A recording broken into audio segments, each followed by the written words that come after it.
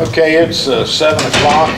The first item on our agenda for this evening is a public hearing relative to the proposed ordinance 383 College Zone District and ordinance 384 Military Zone District. So I'll call a public hearing excuse me, to order and ask if there is anyone here who wishes to speak either for or against. Let's start with the 383, the College Zone District. Is there anyone here who wishes to make any comment on that? I have some questions. Please. Okay, I'm Carolyn Dees, by the way. Okay, And I live at 16 Baxter Street. And I would not have known about this proposal at all had not I heard from two members of the council, for which I thank them a great deal. And then when I finally did see it in the tiny print that's on the back of the Buckhannon record, I went, how would anybody know to look at this to know that something was coming up? Number one, thank you for sending a certified letter to me, which cost you $7.40. I don't know if anybody else got one like that. But if a lot of people did, you spent a lot of money for something that could have cost a lot less. Number one, I wanted to know, as a person who lives within that area, and actually as a former teacher at Wesleyan who has great love for the college, what happens to me? You know, you say you have a buffer zone of 25 feet to people who are outside the zone but abut it. Well, I'm right in the smack in the middle of it, and there's a house next to me that's owned by the college. I'm on the alley, which is now called Baxter Street, which faces the dumpster behind the Performing Arts Building, and that abuts the old Central School, and that is owned by the college. The house behind me is owned by a college employee, and you know, I'm kind of right in the middle of it. Are they going to be able to build right up to my property line or do whatever? And also, is there ever a possibility of eminent domain being an issue? Well, the college does not enjoy, Carolyn, we go way back. Yeah. Excuse my first name reference. The college is a private institution. Mm-hmm. It is not a political subdivision of government. So Wesleyan does not enjoy eminent domain powers. Good. There have been some treasurers who shall remain nameless who wish they probably had eminent domain powers at times, but the college doesn't have that authority. Now, if it was WVU or Marshall or Glenville State or Fairmont State or state institutions, they enjoy all those powers that the city or the county or the Board of Education or the state or federal government would enjoy. As for restrictions on lot usage within the college zone, the primary thing that the college would acquire from the realization of the college zone is in fact the relaxation of setback requirements, which would allow the same privileges that exist in all of the commercial and industrial zones of the city. That is to say, for the most part, unless you immediately abut a residence, you can build up to the property line. Also, being in the college zone, the 18 lot owners that have property within the college zone, that is not West Virginia Wesleyan College, they would enjoy those same rights. There's no preferential treatment being given just to the college as a consequence of the property being in the college zone. So I don't know if that helps to answer your question or not. Well, there just seem to be some areas in this rather involved legalese document, which is normal. Let me also speak to the certified mailing. The applicable state statute requires, prior to the meeting at which the ordinance is considered, this is the second of two readings, that the city is required to publish a Class 2 legal ad and to send to all affected property owners a certified mailing. So we probably could have gotten by with a little less postage if I would have just sent a letter to you, but in being fully forthcoming with what's in the ordinance, it seemed to make best sense to give everybody a copy of the legal notice about the meeting tonight, as well as a copy of the ordinance to study well in advance of the meeting. Well, actually, it was after the first reading that I Yes, got. that's right. We don't do it until after the first reading because we don't know if there's going to be an adoption, possible adoption of the ordinance until it's approved on first reading. But even the college, even Barry Pritt's got a certified copy of the letter and a copy of the ordinance and everything else. All of the affected property owners got the same thing. Okay. One last thing for the benefit of anybody in the future, perhaps. When I was reading it, you know, it was talking about lot something or other, da, da, da, da, da. And I had my tax thing back from the city, so I could look and see that I was block 16, lot number 5. But none of those were listed as that way in the document. Well, they are listed in the ordinance. Your property very carefully in the ordinance was set forth by block and parcel number. Not in the legal notice, but in the ordinance itself, the blocks and parcel numbers on what would be the western side of College Avenue are identified. This is the ordinance. Yeah. This is the ordinance. And the only thing I could find that had a 5 in it just says tax parcels number 4, 5, 7, and 8. But that didn't say anything about block? No, that's correct. For purposes of the ordinance, we identify the information that the assessor provides us, which is the tax map and parcel number. And if you look at your tax ticket, your tax map and parcel number is on there, in addition to your legal description. The block and lot number is your legal description. The tax map and parcel number is how the government identifies your ownership of the property. According to this, my map parcel number is 80025 and then 8 more zeros. That's your tax ticket number. But Yes. if you look more closely, you'll see tax map 8 and a parcel number there somewhere. There's the tax map A. I said, I meant map parcel 8. 824 and 25, I believe. You want to show her that? Sure. Thank you.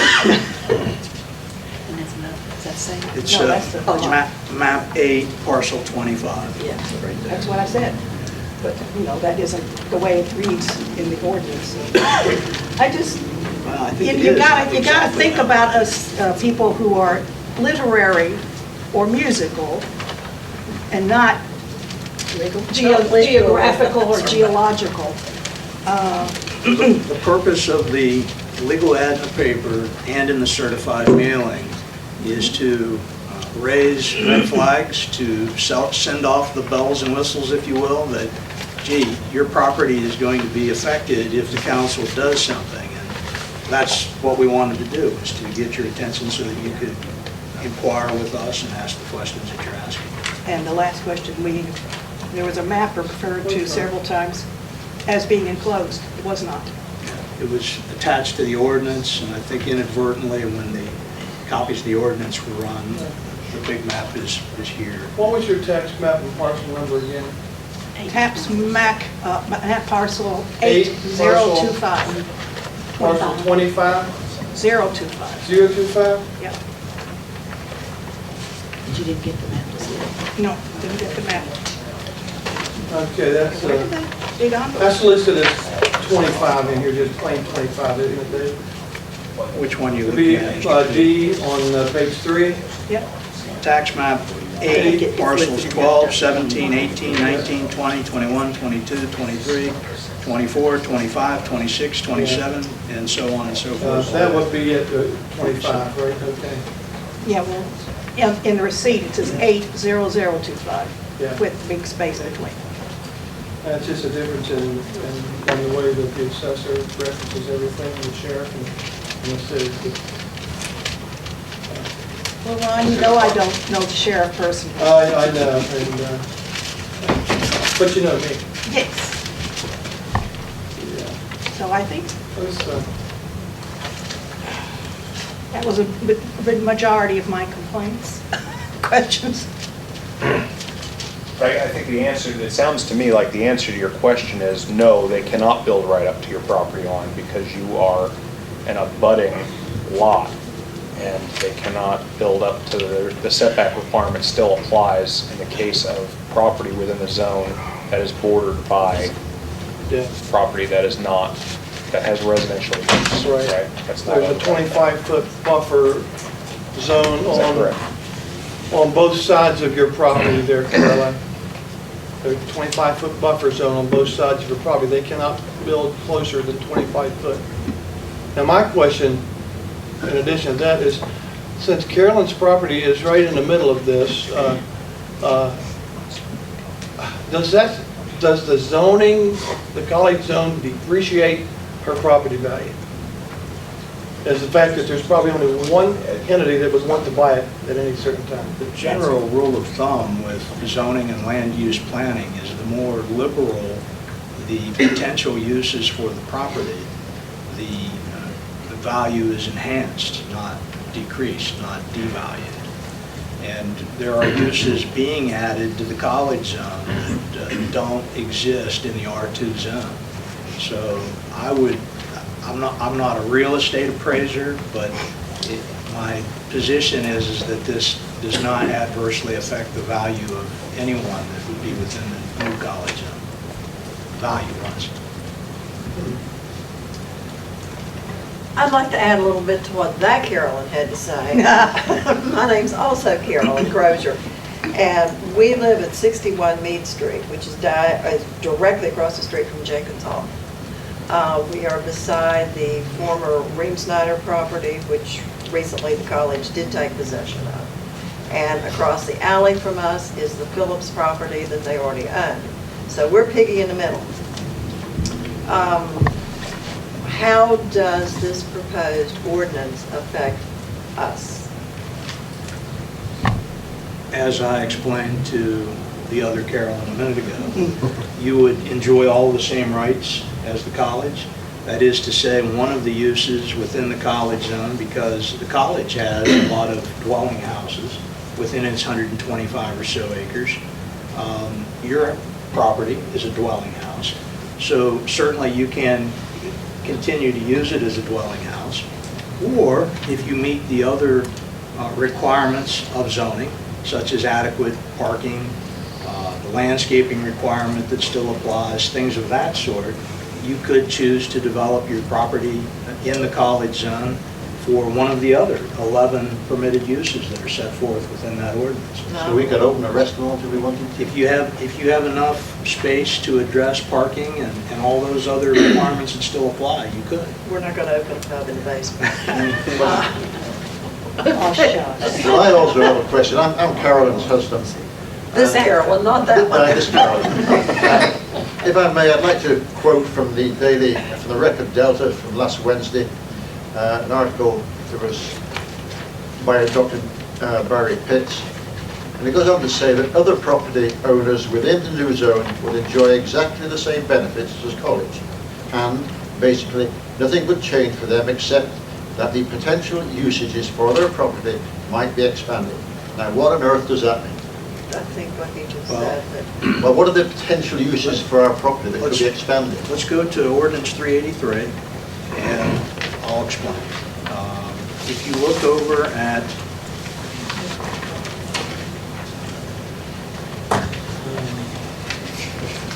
on page 4 of the ordinance, under B, there is a subsection A of the new section 515, which would be the Right. college district if the council approves it, is hereby established as follows. The following buildings and uses shall be permitted in the college district. 1, any and all higher educationally related uses, including but not limited to instructional facilities, such as classrooms, laboratories, meeting and conference rooms, faculty and administrative offices, libraries, and audio and video media centers. 2, any and all residential facilities typically associated with college student and/or faculty housing, including but not limited to dormitories, lounges, apartment complexes, and fraternity, sorority, and other dwelling houses, but not including mobile homes. So the college couldn't bring in any new mobile homes if they wanted to. Right, okay, yeah. And you couldn't tear down your house and bring in 4 trailers either. That would not be, shame. yeah, I know, it would have sounded pretty cool, the Crozier Mobile Home Court, I like that. 3, any and all facilities for serving meals and beverages, primarily, but not exclusively to members of the campus community, and including but not limited to cafeterias, restaurants, cafes, coffee shops, bakeries, and ice cream and yogurt parlors.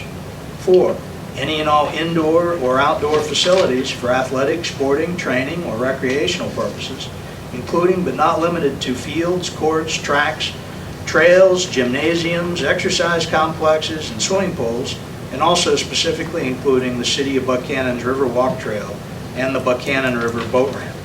5, any and all indoor or outdoor facilities associated with performing arts or aesthetic entertainment, including but not limited to musical, theatrical, dance, and cinematic productions or exhibitions. 6, any and all retail establishments typically associated with college functions, including but not limited to the sale of books, apparel, groceries, and sundries. 7, any and all facilities associated with the conducting of meetings and conferences. 8, any and all facilities associated with the delivery of technology, data, telephony, television, and radio, including but not limited to towers, poles, conduit, coaxial, or fiber optic lines, whether installed above or below ground. 9, any and all facilities associated with human medical or wellness care as administered by physicians, nurses, counselors, trainers, etc., for the benefit of any campus community member whomsoever. 10, any and all facilities associated with the college's physical plant activities, including but not limited to building and structure improvement and maintenance, such as landscaping, carpentry, painting, plumbing, masonry, mechanical and electrical work, and the storage, warehousing of all reasonable or necessary vehicles, machinery, equipment, tools, materials, and any and all other personal property. 11, any and all miscellaneous offices and facilities, including but not limited to the campus post office, the service center for document assembly and photocopying, laundry services, and the campus security office. And 12, any and all parking lots, provided that the surface is improved with asphalt, concrete, or compacted gravel and satisfies both ADA requirements and any city stormwater drainage requirements. So understand that since 1973, in the R2 district, which is how your property is zoned right now, and the way that the entire 125-acre campus is zoned, there is reference in R2, one of the permitted uses is to have a college. Nowhere in our ordinance has the word college ever been defined.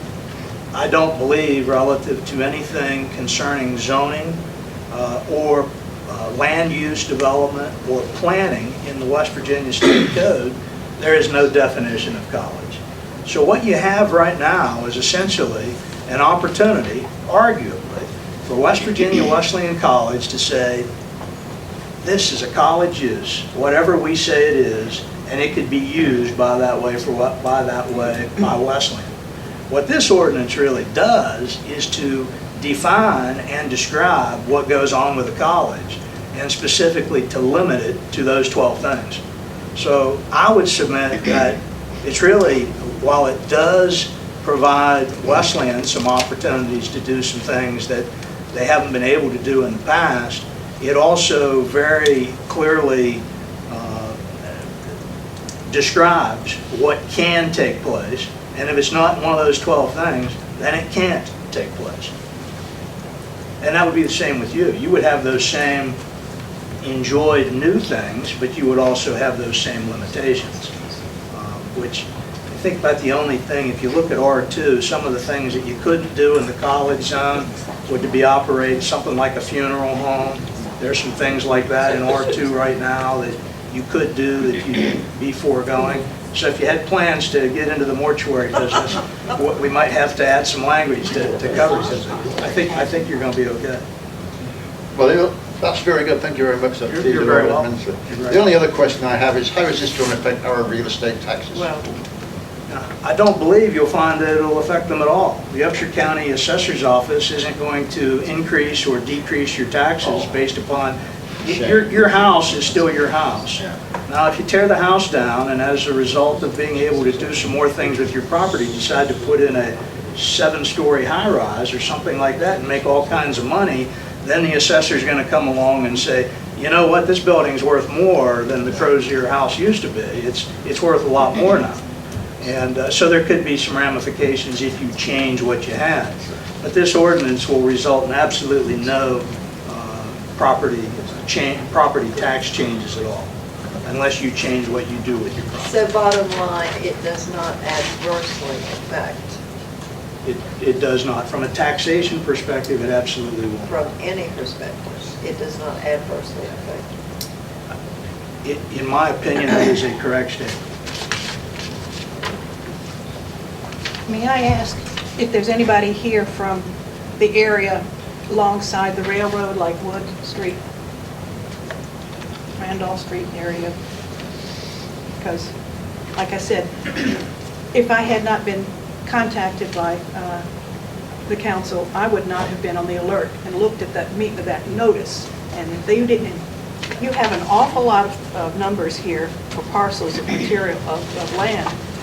And if none of those people are here, I figure they don't know anything about this.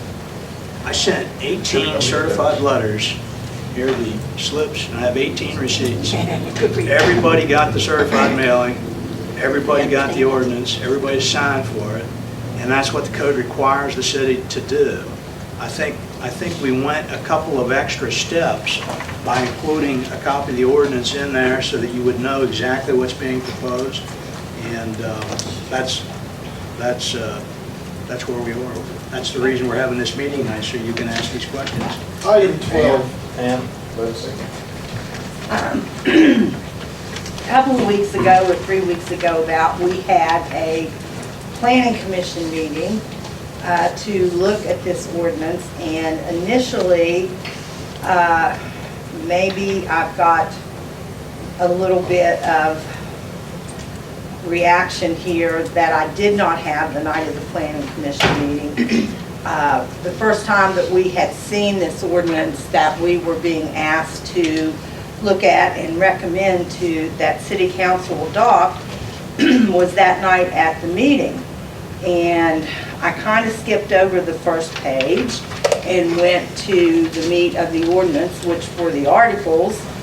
And during our presentation, which I was very impressed with, I think my initial reaction was pretty favorable. I ended up making the motion to actually recommend that they do this. And being, or trying to be, the thorough person that I usually am, when I went home, I sat down and really took the ordinance apart.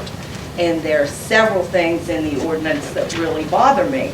And going back to the first page, there's a couple things. First of all, in the ordinance, it talks about, in the third paragraph, Wesleyan essentially already being an autonomous community within Buckhannon. I agree with that to an extent. Then in the next paragraph, it talks about Wesleyan being grandfathered into in many respects from zoning regulations, but there are nevertheless a number of city zoning applications that impede that. And that, I assume, is being used as a reasoning behind trying to get the zoning, Wesleyan zone for itself, so that we would not have any possible conflicts in that area. And right now, I would be curious, not tonight, to know what conflicts we might have now with what Wesleyan is planning on doing.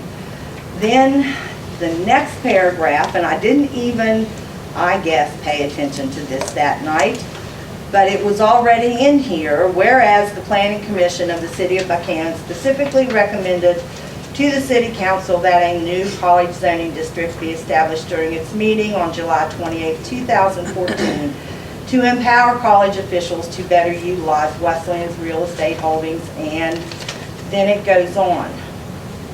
Why was that in there before the Planning Commission even had looked at this? Now, I have a problem with that. This is the ordinance of the council of the city of Buckhannon. I agree with that, but it says that the county Planning Commission recommended it. It was already in there before we even looked at it. Now, if we go on over to Article 3, under B, it talks about those uses that shall be permitted in the college district. And we had some questions about those, and one of the initial questions that I had was, with all of these types of things, how would this affect the business owners in Buckhannon? And it was kind of explained away a little bit, and I let that go. But then when I got home, I went back and looked at each of those 12 things, and I noticed that in 9 out of the 12 of those, not listing where they have the things listed that could be used in each of those sections, the language was so broad and liberal that it truly would or could make Wesleyan a totally autonomous community within Buckhannon, because the language included in there, out of 9 of those 12, says including but not limited to. To me, when you have 9 out of those 12 uses that say it includes all these things we've listed, but it's not limited to any of those things, you are opening up that area to practically anything without any reservations that Wesleyan would want to do. Don't get me wrong, I am a Wesleyan graduate. I love Wesleyan. But I think I have a little bit of a problem with saying that Wesleyan can kind of do anything they want to within the city. Now, if you go on over to Article 5, let me finish and then you can answer, Dave. Some of the language also is very liberal. For instance, in C, in number 2, where it talks about accessory uses of buildings being permitted, it says all reasonable and appropriate building facilities and athletic fields, identification signs, and all reasonable whatever. Who decides reasonable? Does Wesleyan decide that, or does the city decide that under the zoning applications? Then you go over on the next page in C, or Article 4 in C, it says furthermore, while there generally shall be no height limitations for buildings. I'd like to know what generally means and who decides that. And then I also would like to know if in the ordinance that council will be voting on, if the recommendations of the Planning Commission to include the Planning Commission being in the group that would receive the report, and even in that section there's some things that bother me. After I sat down and kind of took this apart, under Article 5, miscellaneous provisions, number 6 says the college annual report shall be shared liberally. That was the area that at least one area that we felt Planning Commission should be included in. Then in B, in that area, it says this map shall be liberally shared and made available to both city and college officials, and it goes on. But then at the bottom, last sentence in that paragraph, it says, if available, copies of college plans identifying utility line placement shall be provided to the city. It would seem to me, if available, would certainly mean that they wouldn't have to if they didn't want to. They could just say it's not available. I think what it's saying there, that copies of college plan identifying utility line placement, that's specific. But it says if they're available. Yeah, if these particular plans. I can And respond. so I do have some reservations now, and I'm not saying that I am against this concept. I am not. But I think there are lots of things in here that need to be looked at and possibly gone back over at some point so that the language is not so totally broad and general that there are next to no restrictions to anything. Barry?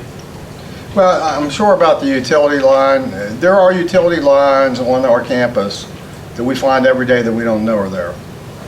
So we don't necessarily have as-built drawings of all kinds of things on the campus. I think that's what that's alluding to. I'm happy to. In fact, the city and college have already cooperated all the time on utility line placement, identification, fix or repair, and the whole gamut. So there is no secret to that. It's just that sometimes we don't have all the information. We don't have absolute as-built on the city's water and sewer. You know, that we find surprises all the time, right, guys? See the heads nodding back there.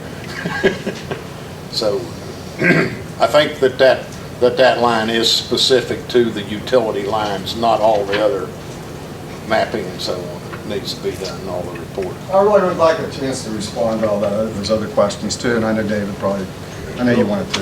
But. Have at it, Dr. Prince. Well, you know, I think the first thing I want to say is college has never tried to be its own entity. I mean, yes, we are autonomous and we have our own governing board and all that, but we've always adhered to everything as far as city requirements, county requirements, state requirements, federal requirements. And there are a lot of governmental requirements, Department of Education, State Department, Department of Ed. Everything. We have to follow all the rules just like everybody else. Being an autonomous organization means only that we are a 501c3 corporation, chartered and granted an opportunity to act, be an autonomous organization under the state statutes and sign up with the Fed. So. But I think this whole conversation goes way beyond all that. And when we start talking about special use, and particularly this map, I mean, if we're trying to hide it, we wouldn't have it over here on the wall. I'm happy to make copies for anybody. One of the neat things I think about all this is we're talking about on an annual basis filing report, so that it's a much better coordinated, collaborative planning effort than we've ever had. This is a move in a direction where the college doesn't have this plan that's over here, and you guys, now the city, most counties, they're required to have comprehensive plans. One of the elements of a comprehensive plan is to take a big element of this city who has a sophisticated comprehensive plan and collaborate and share and try to plan together on a bigger basis. So there's no willingness or interest in doing any of that. The other thing I just really want to say, and I hope you all see this and it's important to us that you understand this, we're all neighbors. We have been neighbors for years. Since 1890 the school started. We're a faith-based institution. We try to act like good neighbors. I hope you see that. Yeah, we have some wild kids and everybody else does, and I have myself. But we try to keep a handle on things. We try to follow, all the rules. We work, we want to do something, we got to go get a building permit. We got to walk through all those stages of things. Planning commission, we walk through all these. Back in October, I came and I talked about the concept. I want to, just underline, this is not a new, came out of the air concept. In fact, that, I was doing some more research about this, and I discovered that, actually back in 1930, 31, 34, 35, Massachusetts, all those private colleges up there, several of the cities up there enacted special use college kind of institutional zones. Since then, many of the colleges around the country, state and private, have worked with cities to incorporate it, and it's really a means to try to do better comprehensive planning. Now, I mean, obviously the maps, not a problem. What we do, it becomes always pretty obvious. I hope nobody thinks we're trying to do, covert action of any type with what we do. We widely publicize. We talk to people about what our plans are. Now, annually, in advance, we're going to say, this is what we plan to do in the next year. These are our plans. I mean, how more open can you be? From the standpoint of, I think we're good neighbors. We try to watch out for transportation, that not impede traffic, and we try to, make sure safety's there. As far as I know, in the research that I've done, when you start talking about zoning permits, or even especially special use, those are the concerns. Those are the things that would deny a special use permit. We're just talking about a zone here that's for special use. We're already doing these things.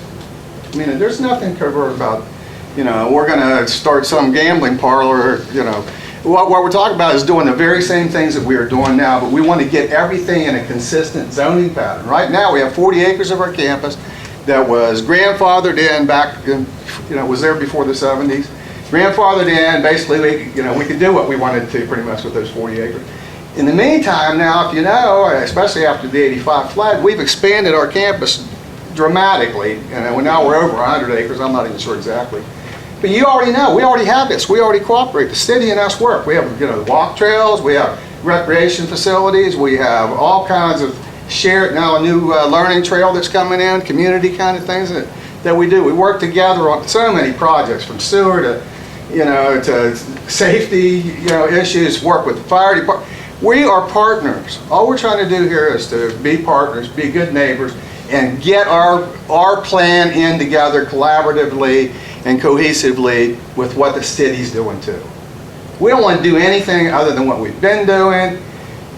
We have all these things, Normally the zones are what? Commercial, industrial, and residential. We do all those. We can't be zone one of them because we do all of them. And we just talked about it. If you look at the specific 12 uses, we do every one of those. It's on level. We're not talking about trying to start a bunch of new things. We've been building a lot of buildings. We've been expanding. We have bigger uses, and we have more sports teams. We have other things, and you have to have things to keep students coming here to help grow your economy here in the city and county. We have a great economic impact on the place, and we work together on everything. We're just asking about it to solidify and make consistent what we do anyway. Barry, why is not the college have to be ADA compliant on all their buildings, and especially the new constructions? We believe we are ADA compliant on new construction. Can you get to the second floor in the new building you're building? You don't have to do that to be ADA compliant.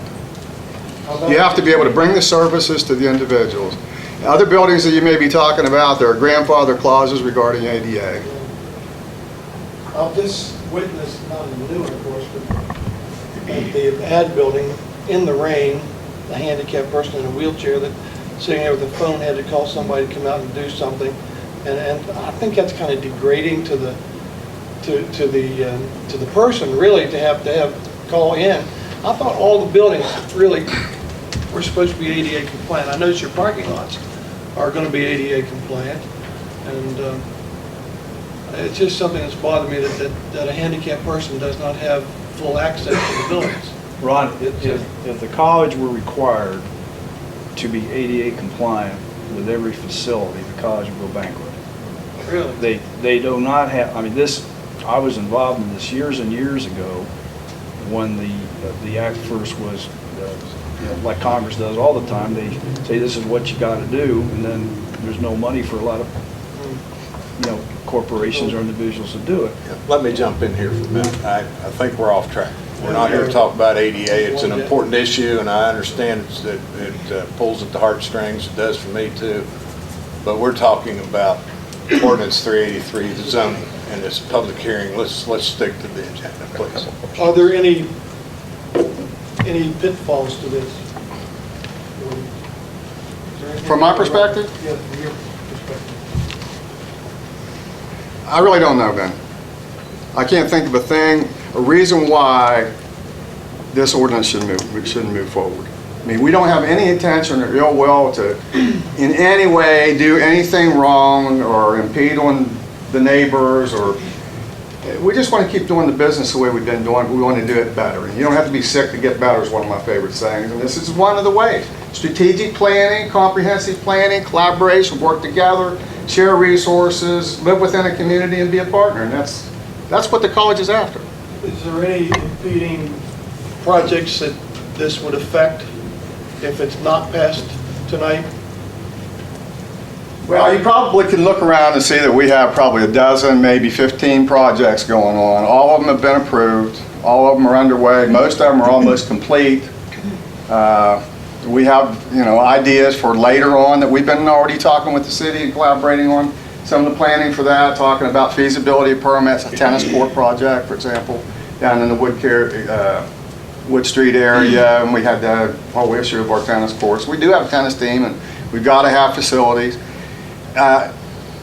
If you're asking me, are we envisioning today to have other building projects and that sort of thing, my answer would be no. I meant this, like the tennis courts and anything they have to move, would that affect, would this passage or non-passage affect any of that? No. There's no time sensitivity with No. respect to having this done tonight or putting on hold for a while. That's what you're saying? Right. I think the key here, I'm not asking you to rush, but we started this conversation back in October. We walked it the whole way through, and I think we pretty well tried to explain the rationale behind it. followed all these, directions, had the planning commission agree to it, and I just hope you'll pass it tonight. Can we respond as council yet? Or do you wanna wait? Jody, One let me just, Dave's asking a question here, this is a public hearing. We have this on our agenda for council discussion later in the evening. This public hearing is to hear what you have to say, and then we'll So take we that into should, we should be consideration. quiet or ask Well, I questions? think we ought to just let them, make sure that everybody's had a chance, and Jody had her hand up. Jody. Just I think a quick, simple question. I'm kind of in the same boat that Ann is. I'm on that planning commission too. And we didn't get anything to read until we walked in that evening. And that was, I'm not a legal analyst, and Dave and them can zip through these things quicker than I can. And I did the same thing. I went home and I had some questions and things on, because we didn't even get this in our hands till we were expected to vote on it. I guess my just bottom line question is, everyone talks about too much government. You were saying, and I applaud you because you are doing some great things over there. You've been doing the things you're doing as is. Has there been anything impeding you doing the things you've been doing before the ordinance? And if that's the case, I guess I'm just saying, dumb question, like, then why do you need the ordinance if you've been doing what you're doing and you're going to do it with or without the ordinance? I think it allows us flexibility in knowing that what we're doing follows the correct zoning. I could give examples of all over the campus, things that we do are not residential. But have you not been able to do something that you wanted to do because of the existing zoning? I don't know. I'm just trying to correct the zoning itself. So you haven't been able, I mean, there's nothing stopped you from doing, I think we've worked out with, the city's been great They've and been working helpful with to you, us and yeah. helping us when we have financing issues or, variance issues and, we think we're doing the right things in the first place. And normally we always get approval to get it done. The thing is, why I think it's important is to get it accurate in terms of zone. Accurate and appropriate and consistent. And right now it's not, because we're doing all these different things in what is classified as an R2 zone. It's not R2 zone. but you're It's getting not it R2. approved Kind somehow of to do it. I guess the city's cooperating, so. That's what I- R2 allows any college function right now. Any college function is permitted. So whatever the college says, this is a function of Wesleyan, they can do whatever they want to. This ordinance specifies that there are 12 things they can do. It really tightens the clamp down on what the college can do. Now, we're talking about 130 acres of property. The typical city lot in Buckhannon is either 50 by 100, in some instances in the BLTA, 50 by 120. So you get about 6 or 7 lots per acre. We're talking an area of 130 acres. Wesleyan owns 126 of those 130 acres in the college zone. We're talking about 4 acres owned by 18 private owners that's otherwise the college would own it all, and there probably wouldn't be any discussion about any of this because every single lot in the college zone would be owned that way. I think the big benefit that would be reaped by the college is looking at having to relocate its tennis courts. If it moves the tennis courts down to the area beside the river trail, between the river trail and Wood Street, down in that neck of the woods, they've got room to put in 8 new tennis courts. If they, without a variance, proceed to use those 8 residential lots, R2 lots, with putting all the stuff that would come with tennis courts, like fences and whatever bleacher areas there would be in the whole bit, I'm not so sure that would be permitted in a classic R2 zone. I think there are some issues with that. This allows for fuller use of these 126 acres, lot line to lot line, if you will, for things like athletic fields and tennis courts and buildings, whatever they want to do on their 126 acres. It gives them much greater latitude, no question about it. Now, in exchange for that, the other property owners get the same rights. It's not a preferential thing just for Wesleyan. And in addition to that, this report that Barry Pritz indicated it's really no adverse effect on the college. I'd have to disagree with that, because he's going to be required to do a lot of work by the end of each year and provide this report to Wesleyan, which is in Article 5. And by the way, there was reference made a little bit ago that the city's planning commission wouldn't get a copy of the written report. Article 5 reads, "The college shall by the end of each calendar year file with the city administrator and city zoning and housing enforcement officer, which then shall be promptly shared with the city's planning commission." So the planning commission's going to get everything that the city administrator and the city zoning and housing enforcement officer get. A written report to assist the city's comprehensive plan development, which report shall at a minimum provide the following information. And there are 6 things that the city absolutely doesn't get and is not entitled to right now, which, as a trade-off in consideration for allowing the college to more fully use some of its lots, the city's now going to get this information. 1, identification of all real estate situated within the college district acquired by the college since the filing of the previous year's report. Now, if you wanted to, you could go up to the county clerk's office and dig that out yourself. 2, identification of all new construction projects within the college district anticipated to be commenced in the year following the report's filing. 3, identification of all existing buildings and structures targeted for raising within the college district in the year following the report's filing. 4, update concerning campus matters impacting upon such matters as parking, vehicular traffic flow, sidewalk improvements and development, and signage. 5, identification of any project pursuant to which the college may be seeking municipal bond assistance in the year following the report's filing. And just a pause button on that for just a second. The reason why that is so important to the city, and the reason why I drafted that language to protect the city, is because our bonding limitations as a city are set by a formula. Right now, I think, Mayor, it's 10.2 million a year or something like that under the magical recipe that we were apprised about last January when the college came to the city and asked for some bonding assistance to do some projects. What if St. Joseph's Hospital was planning to do a $10 million expansion?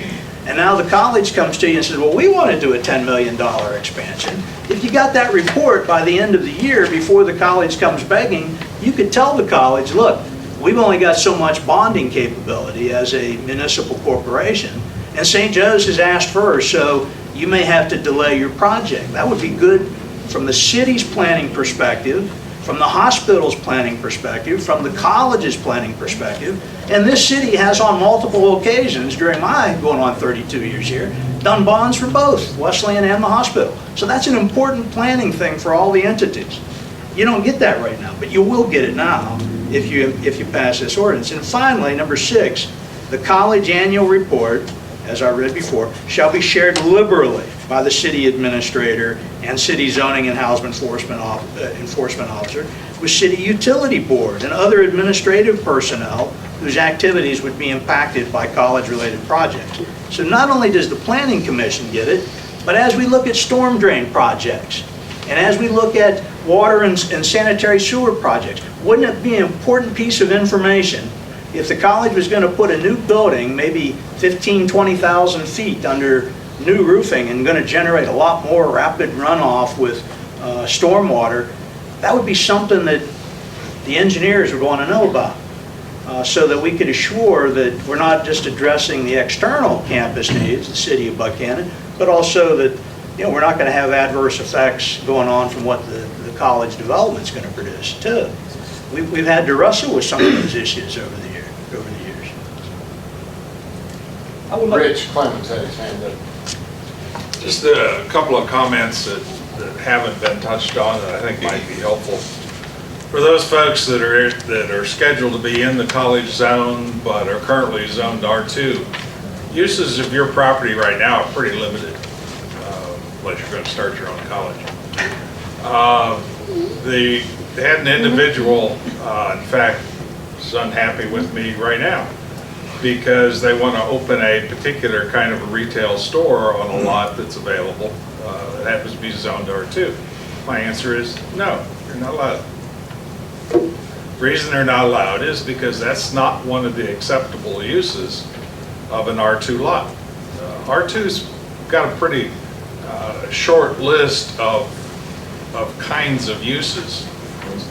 Residential, single-family, multifamily uses, allows for accessory structures for that kind of a residence, garage, detached garage or attached garage, storage buildings, those kinds of things. And then there's a list, daycare center, and I'm trying to do this from memory, daycare center, hospital, professional offices, church, and on. There's a list of about a dozen items in there that are currently allowed in R2. I knew he had the manual someplace. Actually starts the page before. Yeah, I was going to say, it starts on the bottom of the page, that I remember. The current uses that are allowed, anything is permitted in R1. R1 is single-family residence. A 2 to 6 family dwelling unit or apartment. Beauticians and barber shops, fraternities and sororities, rooming houses, boarding houses, tourist homes, bed and breakfast, child daycare center, rest home, nursing home, and umpteen other versions of that same idea. Professional offices, police, fire protection, municipal buildings, radio and television stations, excluding transmitting towers, museum, libraries, registered state, national, or historic landmarks, neighborhood grocery stores, very limited though. Can't have more than 3 people working at the same time. Your net sales floor area cannot be over 1,500 square feet, and you have to have parking as well. Public, private schools or colleges, churches or other places of worship, funeral homes. You can also have a flower shop. That's it. It's not on that list, can't do it. So one thing this does, and I don't think it's been pointed out clear enough, is those folks that own lots that would become part of the college zone, it gives them a lot more possibilities. It gives them greater flexibility in what they can do with that piece of land. When you have zoning, and I'm sometimes referred to as Mr. Nasty because of my zoning operation, but I'm the guy that has to say, no, you can't do that.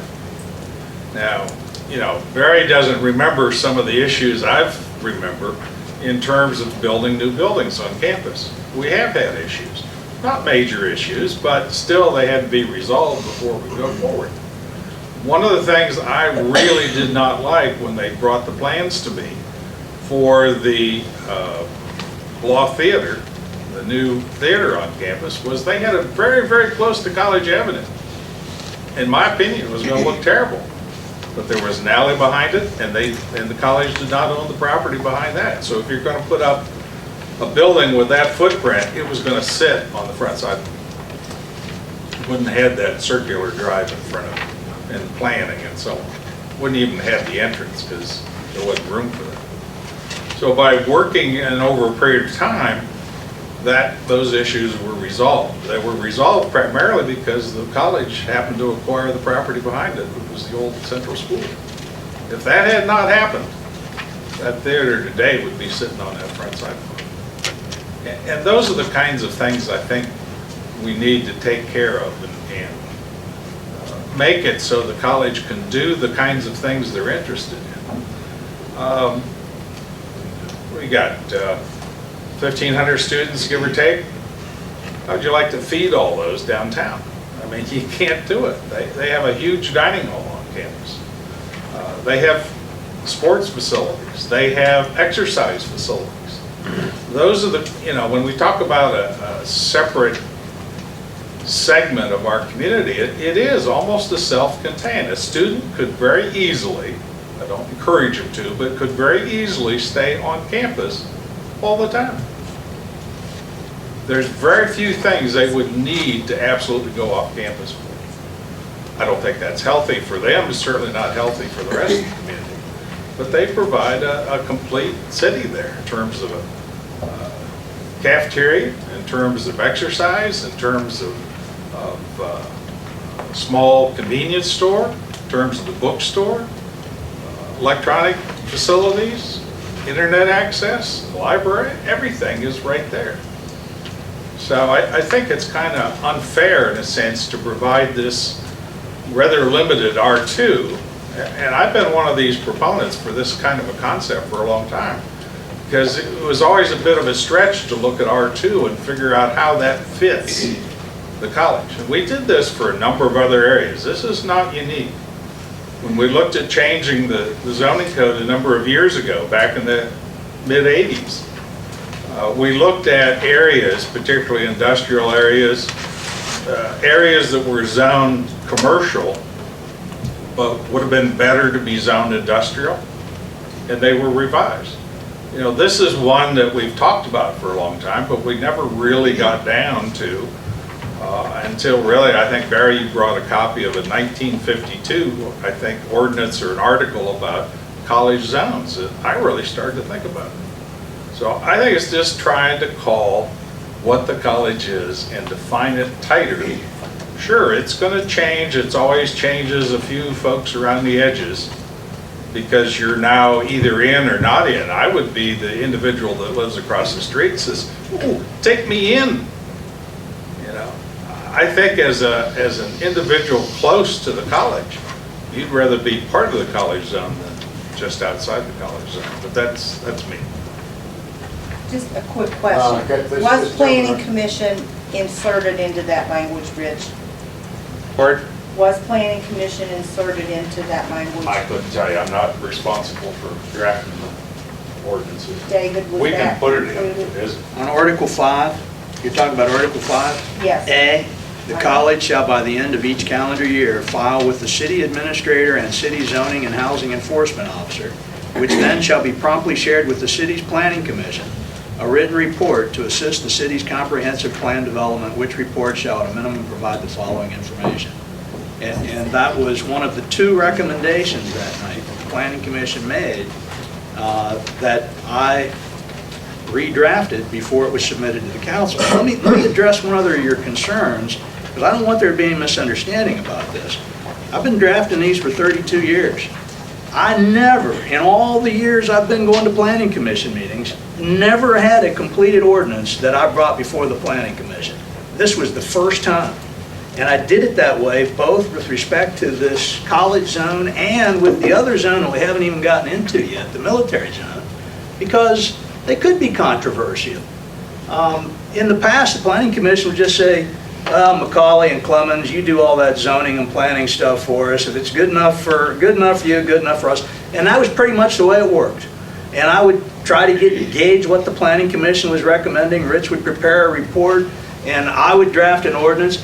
The planning commission doesn't approve ordinances. They don't pass ordinances. So I wrote this ordinance looking at it from the perspective of, if the planning commission makes this recommendation to adopt these two zones, this is the exact ordinance, subject to those couple amendments, that the city council is going to look at 2 weeks later when they entertain this on first reading. So I wasn't being presumptive. If the planning commission said that night, instead of unanimously endorsing this ordinance, if you had said, oh no, I think we need to study this some more, or we're dead set against it, this ordinance never would have gone forth to the city council. Do you understand what I mean? There's nothing sneaky intended. I know. There was nothing sneaky intended by it. There was nothing presumptive intended by it. I wanted you to see what the city council would see if you approved it that night. So that's the reason that it was already in there. Gentleman back here has been waving. Okay, my name is Robert Osborne, and I haven't been affiliated with the college now for many years. I've known Mr. Pritz, President Balch, many years, and I've never known them to do anything intentionally to the community surrounding them to do harm to property or the community. But I do have one question, and I understand where Carolyn Dees is coming from about her property being in the middle. Would it be something to think about? It says you're going to give City Council and Planning Commission the college reports, that type of stuff. But what about those residents who live in that area? Should they get any type of notice about any college plans? For example, you know, if you're going to put up a new dorm on all three sides of Carolyn's property, which I'd hope the college wouldn't do, but would it be prudent and help ease fears if there was some sort of language between the college and those residents, maybe a give them 6 months notice of major projects that may be surrounding that property? Would that help to ease the fears and tensions of those people living in those zones if they were to have notice of some major issues that may be happening around them? Mr. Osborne, they are required under Article 5 to give a one-year notice. They file this annual report with the city about every construction project they're going to undertake, so. I'm talking about to the resident. The residents don't get that. Like Carolyn wouldn't get a copy of that, right? So she may not know that year in advance, is Well- what I'm saying. That's just my question. Yeah, it's supposed to be liberally shared by the city. Once the city receives the college report, the city is required to liberally share it with all interested parties. Now, the way I would read that is that the city would contact, after they get this report, and say, hey, Carolyn Dees, we're going to build a 6-story place right next to you. A parking lot. You know, well, yeah, maybe it would be a parking lot. And by the way, while she is in the middle of the college zone, the college does not own all the property around Carolyn Dees. They only own the property on one side. The other side is owned by Mr. DePoy, who works in our physical plant. He owns the next 2 I lots. said he was an employee. Yeah, but it's not owned by the college, so the college couldn't develop the DePoy lots unless they acquired them, which is always possible. I mean, there are properties which the college offers no apologies for that are identified on another map over there in yellow, properties that they would like to acquire to fill in the checkerboard, so to speak. I can tell you, when I started working for Westland back in the 80s, I started doing the legal work in the late 80s, but I've been there since the spring of '83. There were more properties below Camden Avenue, especially, that were not owned by Westland than were owned by Westland. And prior to the '85 flood, those of you who remember what it was like 30 years ago, there were some rather decrepit houses down in the Wood Street, Randolph Street area. It was a horrible thing when the flood came in '85, but as a consequence of that, and Dave Thomas was the treasurer of the college then, it prompted a lot of opportunities to basically allow Westland to conduct the single biggest urban renewal project that has ever occurred at any level in Upshur County. There were 80 different houses that were acquired in the next 15-20-year period, almost all of which have been raised, developed into green space, athletic fields. So that's really the spirit of what this is all about. Now, there are some folks down there who we have broached about acquiring their properties, and it's like, nope, not during my lifetime. And the institution's 125 years old. Maybe at some point, 100 years from now, yeah, something might happen, but the college doesn't enjoy the ability to just go in there and take someone's property. I want to really dispel that thought. There's no eminent domain or condemnation powers. I was just concerned that maybe the residents wouldn't get notified, but well, after you explained it, I think that's a good thing. 'Cause I mean, I'm all for the military, or the college zone. I think it's a great thing, so Sure. that answers my question. Anybody else? Okay, we're going to adjourn the, no, we're not going to adjourn. You're going to go to the next order? Somebody slap me. We're going to talk about ordinance number 384, which is the military zone. And anyone here who would like to speak for, or I think if you just drop that one off, Dave's right there. It's the annexation line. Yeah, well, It's the 5 acres each, not the military zone. I think the military zone disappeared, Mary. I didn't do it. But it's the. It's camouflage. It's the 63 point. It's the stealth version. We have so many meetings in here, and it's not in here. It was the last meeting.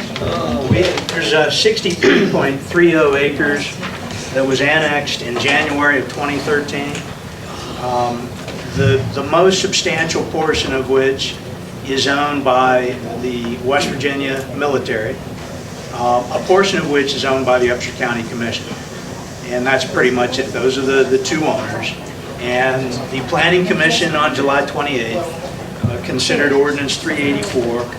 And the one thing that came up out of that meeting, the concern that actually Mr. Edwards raised, was the bottom part of this property, I think what would be the most, probably easternmost, closest to the creek bank out there, was being eyeballed as possible recreational stuff, about 14, 15 acres, I believe. Is that right, Rick? Yes, sir, 14. So if that becomes, we didn't have recreational in there as far as exterior recreation, so that was added.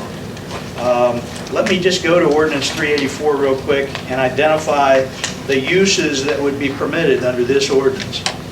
Military district, these are the uses. Any and all military-related uses, including but not limited to the conducting of training exercises, equipment use, deployment, and storage. Instructional facilities such as classrooms, military meeting and conference rooms, and administrative offices, libraries, and audio and video media centers. 2, any and all vehicular and equipment use, deployment, maintenance, and storage, including but not limited to, and there's a host of military vehicles, artillery tractors, combat vehicles, command vehicles, improvised military vehicles, military engineering vehicles, military light utility vehicles, military recovery vehicles, reconnaissance vehicles, military trailers, and tanks. 3, any and all military residential facilities typically associated with armory operations, including but not limited to a military barracks or dormitory.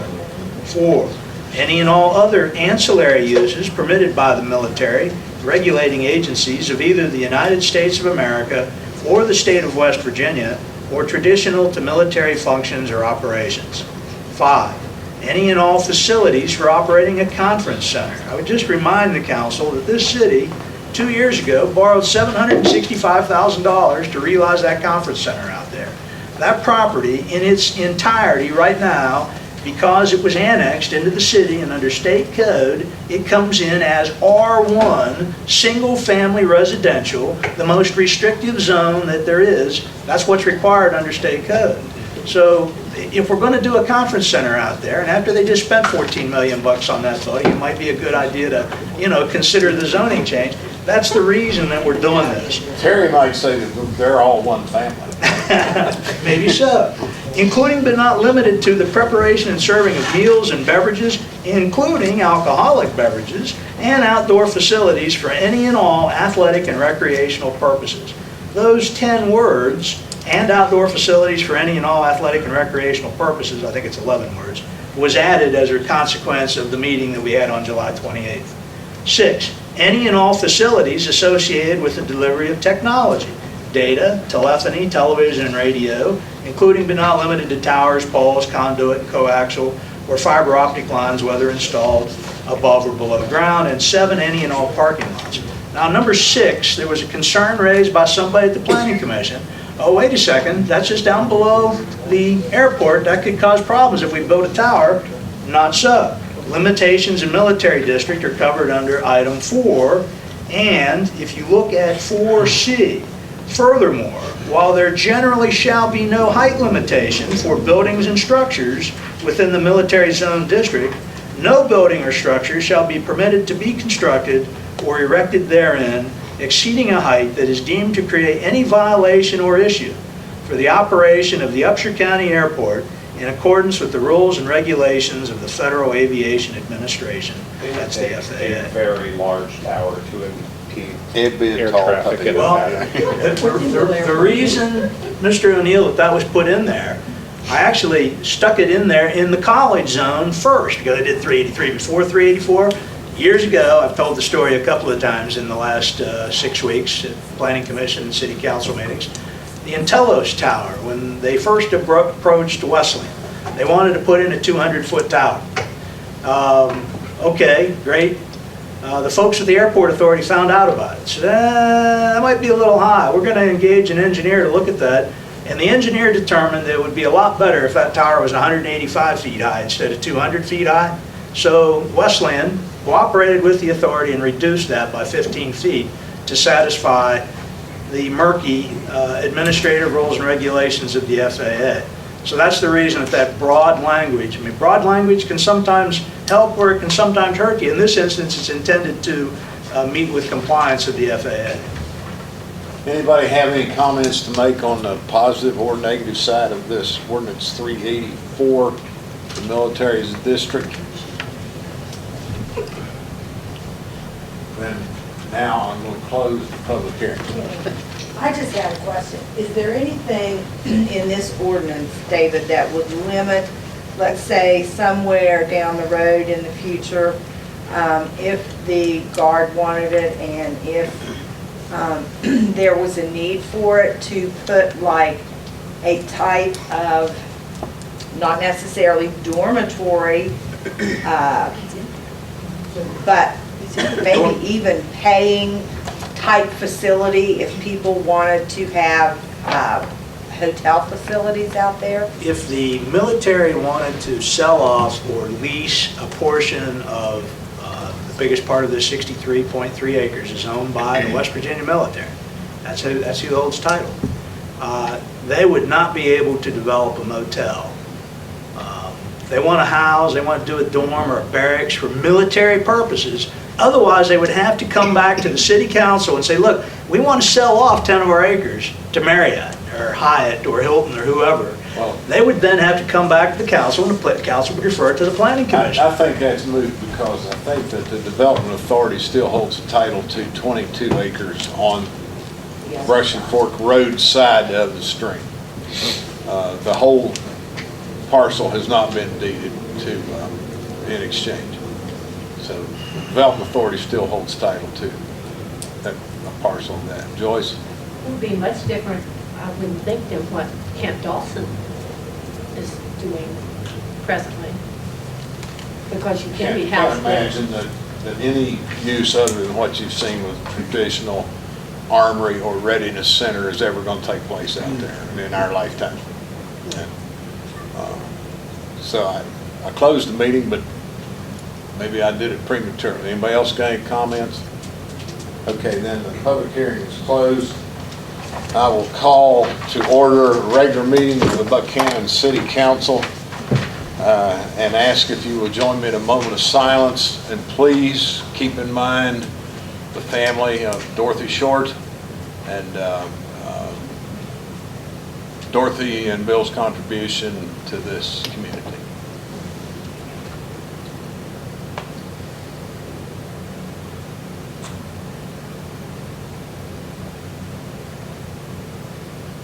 Thank you.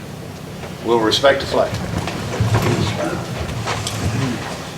I pledge allegiance to the flag of the United States of America and to the republic for which it stands, one nation under God, indivisible, with liberty and justice for all.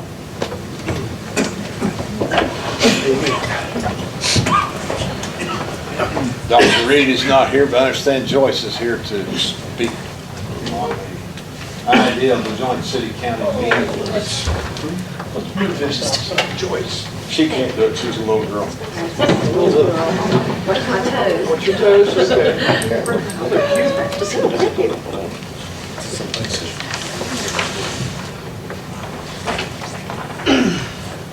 Thank you very much for the opportunity to be here this evening, and I would like to present our proposal and then do a little background on the Try This Conference and our children, our future. But at the Try This Conference in June, which was the 6th and 7th of June, it was hosted at West Virginia Wesleyan College. Dr. Reed, Idris Gooden, Dave Gooden, and myself were part of the Upshur County team. And we agreed at that time to suggest a joint session of the Upshur County Commission and the Buckhannon City Council to meet at least twice a year, and that one of the purposes would be to have student representatives from the college and the high school, not limited to the college and high school. I would envision middle school students, elementary school students as well, to present ideas from their perspective that would improve our county and our city.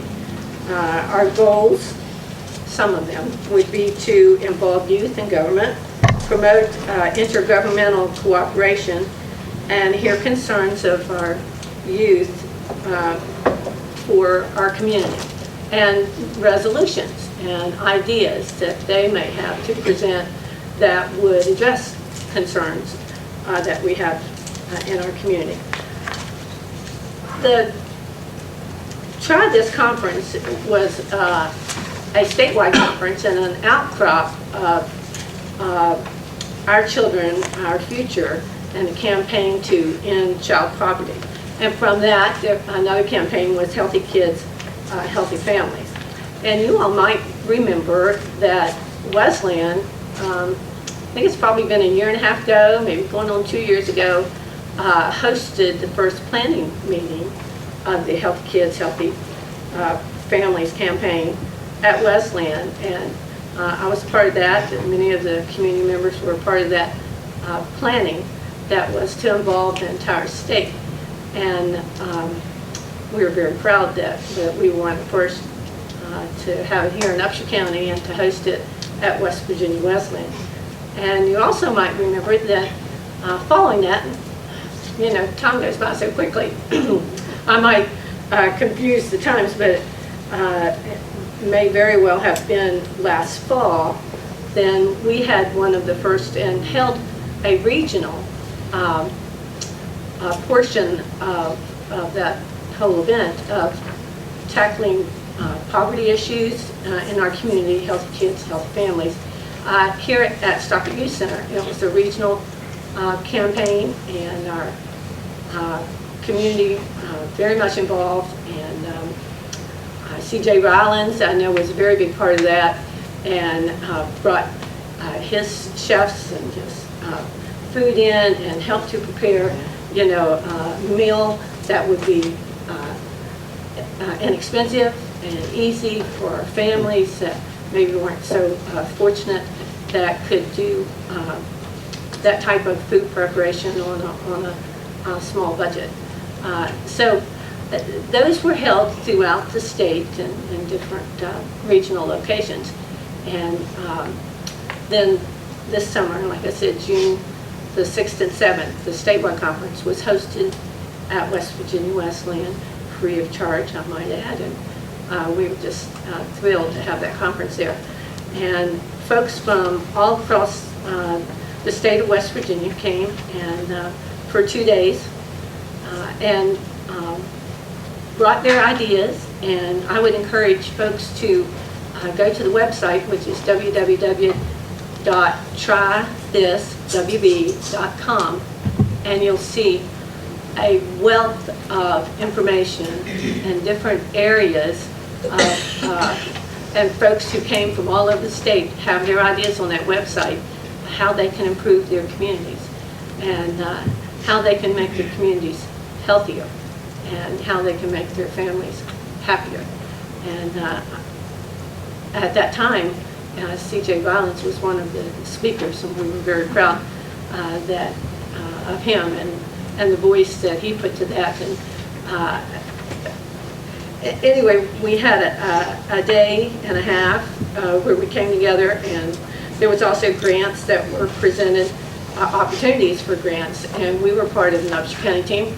We didn't necessarily apply for a grant at that time, but we may, you know, next year. The conference is going to be at the same time at West Virginia Wesleyan, that first week in June in 2015. But our group that came together on behalf of Upshur County, the idea that was presented from our group was to, what can we do to involve the youth in our community to bring their ideas about how to make our community healthier and happier. And Dr. Reed asked, you know, what can we do, Joyce? What do you think? And I remembered that when I was on the county commission, the city and the county used to meet, and that's where he got this idea, the 5th Thursday of each month, and come together and bring the city and the county and those entities together to look at joint issues or joint problems. And so I suggested to him that might be something that we look at. I wasn't sure whether they were still, the entities were still doing that. But I said, you know, in my estimation, that would be a great opportunity. And then to engage our youth to come and make presentations and look at our community, how they could improve it. You know, we just listen to the youth and because sometimes they tell us that we don't listen to them. They've got great ideas, and they know what's needed. And so that was, one of our ideas that we would ask if you all would be willing to do that. I know that Dr. Reed presented it to the county commission, and they were agreeable. And our proposal is to, for at least twice a year, and I know that Dr. Reed has already spoken to Dr. Bulch and Lori Wager with schools, and they are on board and more than willing to engage our young people and to bring their ideas forth and let them become engaged into our, as you all do here many times, with the college students in our government and do what they can do to improve our community. If you'll take a chance, an opportunity to go to that website, you'll see that there are communities all over this state who are just doing some really innovative things to improve the health and welfare of their community. And I would, say to you all, Upshur County and Buckhannon in particular, many of those things, and there are dozens of them on there, and I would really encourage you to check those out. We're doing many of those things already, walk trails and all of the great things, the farmers markets. There are communities who have not, created those types of things to, make their communities better. But we have, and we need to build on that and to involve the community in our walk trails and in our farmers markets, and so it can just be even better. And we would ask that you would consider that proposal, and moving forward, we'll do everything we can to engage our young people and to engage our community so that we are healthier and happier here in Buckhannon and all through Upshur County. Thank you, Joyce. We'll talk with the commission about that. Taz has a question, if you don't mind, Mayor. Thank you, Mayor. I take many of those joint city-county meetings. My question is, was there ever a formal agreement to have those meetings? If there was, should it not be advisable to dissolve that agreement before making a new one? No, it was... This continues. This informal. This was an informal kind of, So... would it benefit to make it formal? I'm not sure we can, because we say, for this reason, having been down on the other end of the street myself, the, excuse me, I've just got a bug that won't go away here, see. The county commission, we meet down there, and then the next time we meet here. County commission can make no decision except in the chambers. They can't conduct business by statute anywhere but in council chamber. Now we can. We could have a meeting at Stockard or the fire department or somewhere else. They can't. They cannot have an official meeting anywhere but in the council chamber. So it doesn't work like that. So All they're asking for, Joyce. yeah, and right, all we're asking for is a meeting here to let kids input our decision-making process, and I think it's a great idea. For an opportunity to, present to the commission and the city council a larger audience, and we know that give the kids a chance to. But it goes far beyond just the poverty issue for children and families, and Dave has been talking for the last 2 months with hopefully a collaborative agreement with Lewis County and Barber County for a violence and drug task force to really, that's part of the issues also. You just can't talk about poverty for children.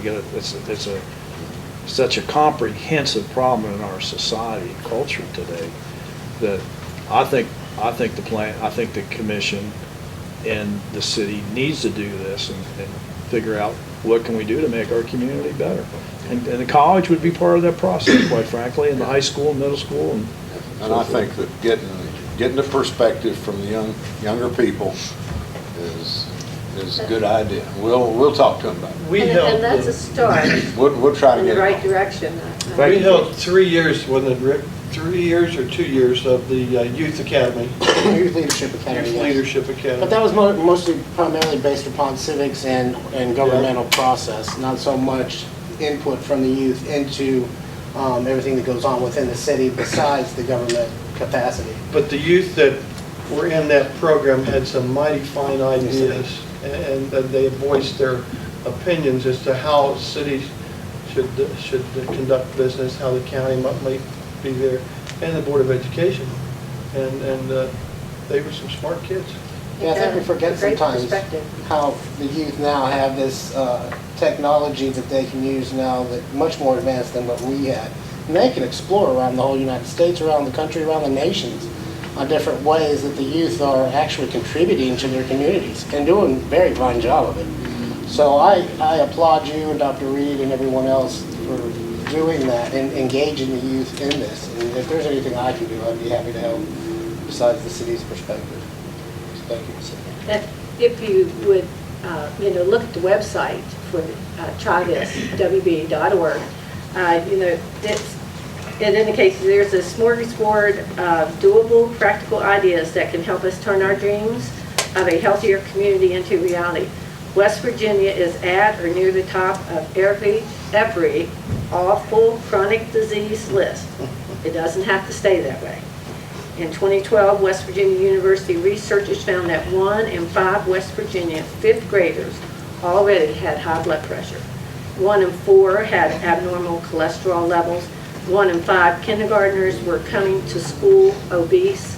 Almost 1 in 3 adults were obese. We know we can change that. We know we are changing it, and it's up to us. Well, We got to start someplace, and this is a good start. It didn't help us when they took phys ed out of schools. So Not at all. Nope. Thank you, all Joyce. very much. I had some advance notice that those who are pressing for us to do something about the ALPR have asked or are interested in postponing this discussion tonight. Since we're missing 2 council members, I'd like to postpone the You want to put that in form of a motion? Yeah, I move that we postpone until, let's see, this is August, September the 4th, the taking up of the issue about the ALPR. Is there a second? I'll second. Any discussion on the matter? And what action are we going to consider? I mean, are we gonna Well, if take a this vote motion once and passes, for all? we're not going to do anything here tonight, I guess. No, I mean. And I'll- what's I'll forward. intention, I don't know, I haven't heard what. Well, there's Because other, well, I guess the question is, if we vote to keep the ALPR, how many times are we going to keep revisiting this issue? How many times? well, I understand that the last time the question was that some council members were afraid that it was going to cost us money to get rid of the ALPR. Or it could open us up, actually, my concern was that it would open us up to liability. if Well, I we don't did. think it will, because if you read the contract, it says either party may terminate with a written notice of 60 days. Are we discussing the ALPR No, or it's not? not. I We had a second. motion We seconded to it. I was answering postpone. Councilman's questions. Okay, the call for the question. All in favor of the motion signify so by saying aye. Aye. Opposed, no. No. I'd rather do it now. Yes, the ayes have it. So we're postponing. Now, Mayor, may I say one thing? That I put Jeremy on as for the ALPR, but it was not that. I mistakenly, it was FOIA. Well, that's the agenda is posted. So But it's the It was an error. ALPR. It was FOIA, though, that should have been. It was my error. I assumed it was, but it was not. So he is prepared to speak tonight On the ALPR. on the FOIA, which was, Well, it's unusual, but not so much so, I guess. I hope you'll make it brief. I'll try.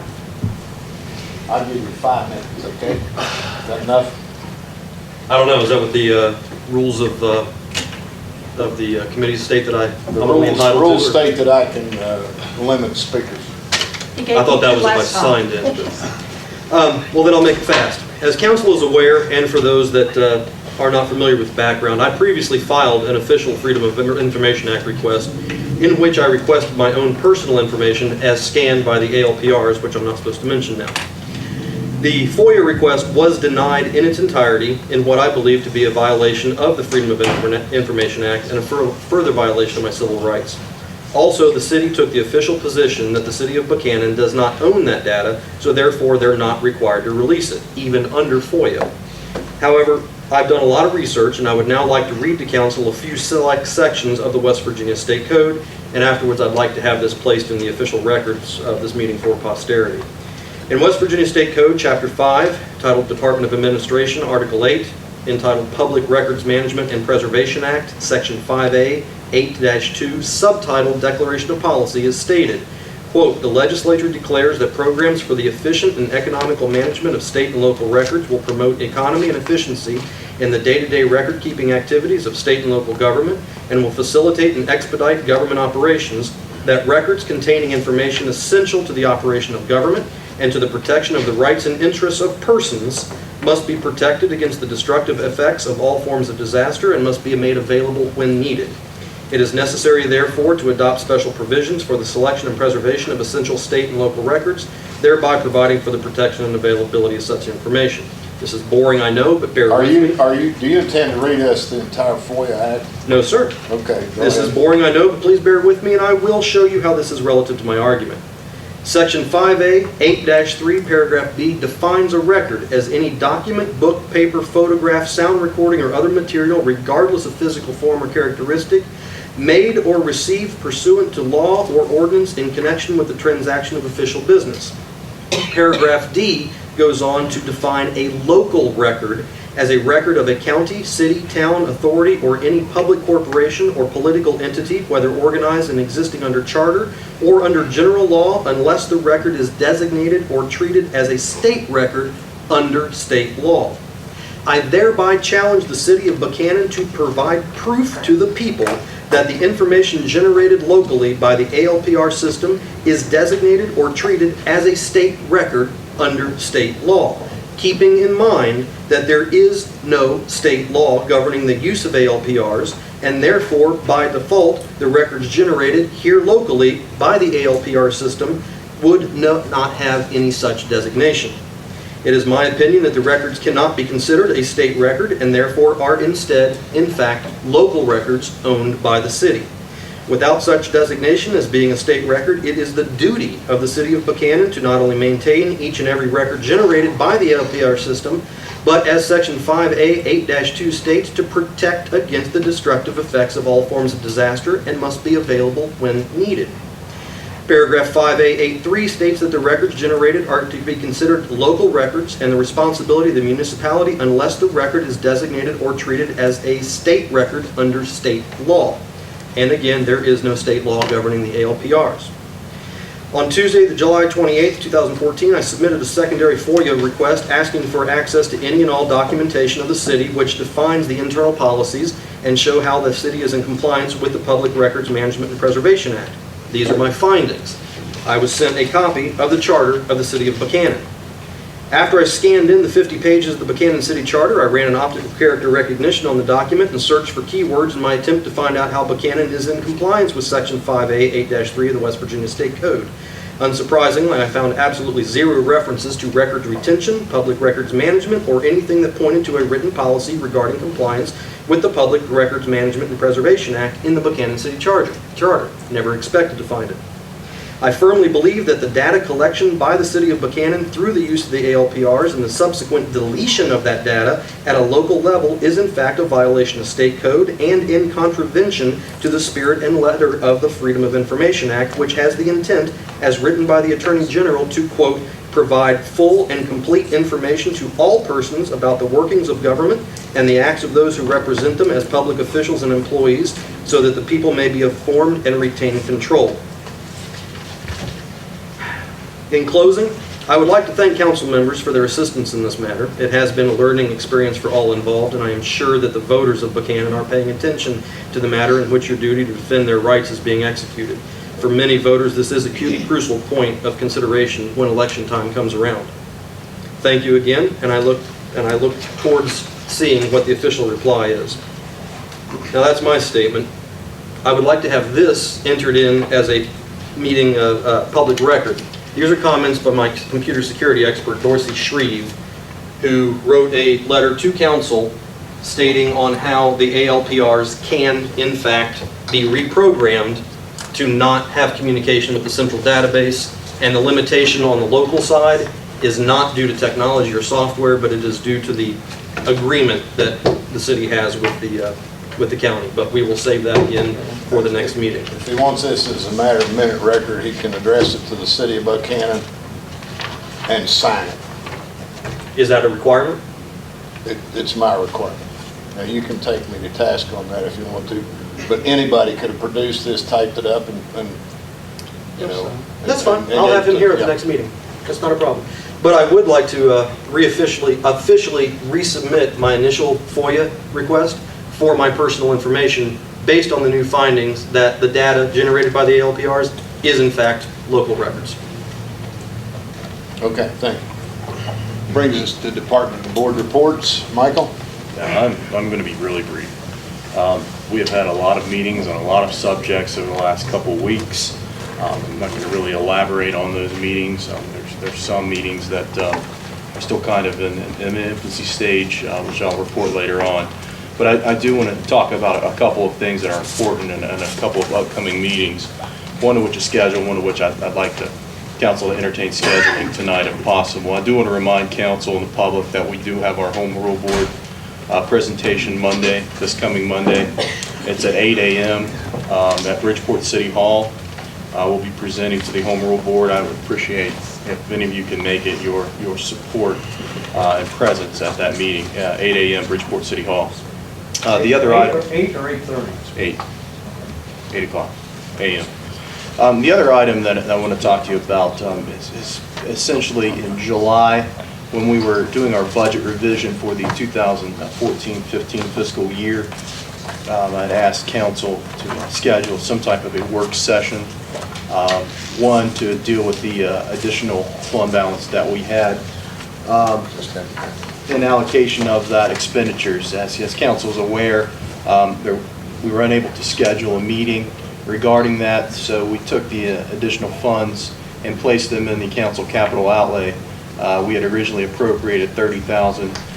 We added an additional $146,783. Council capital outlay currently stands as a budget appropriation of $176,783. There's been several discussions since then. Ron has mentioned body armor cameras. You have something that will be appearing for you at the next council meeting in regards to the CVB's request for formula reallocation. And also you have a request from the Upshur County Development Authority for some additional funds, as well as we're talking about planning, as well as some information and some appropriations that specifically our street department and fire and police department would be interested in getting some additional appropriations to do or complete some projects that they have interest in. I've also been talking with our city recorder, Rick Edwards, about codification of ordinances. So there's a lot of things to consider, and not just having a work session to schedule to have those discussions about some budget revisions and some reappropriation, reallocation of funds. Also, I think it's important, and this council has discussed, and I need some direction as well about several items from this council regarding police and fire fees, comprehensive B&Os, and some of those items, which I think would also be a really good opportunity while we're talking about the future of Buckhannon to also bring that in the fold during this special session or work session, if you will. Kind of give council as much advance notice as possible, potentially an interweek when we're not having a council meeting, but as early as possible, looking at the week of September the 8th through the 12th as a possible schedule date. I'll put that upon council to schedule something with that if they so desire, but there's a few loose ends, if you will, and a few things moving forward that myself internally, as well as department heads, would like to have some direction, as well as some interest from council members in some of those funds as well.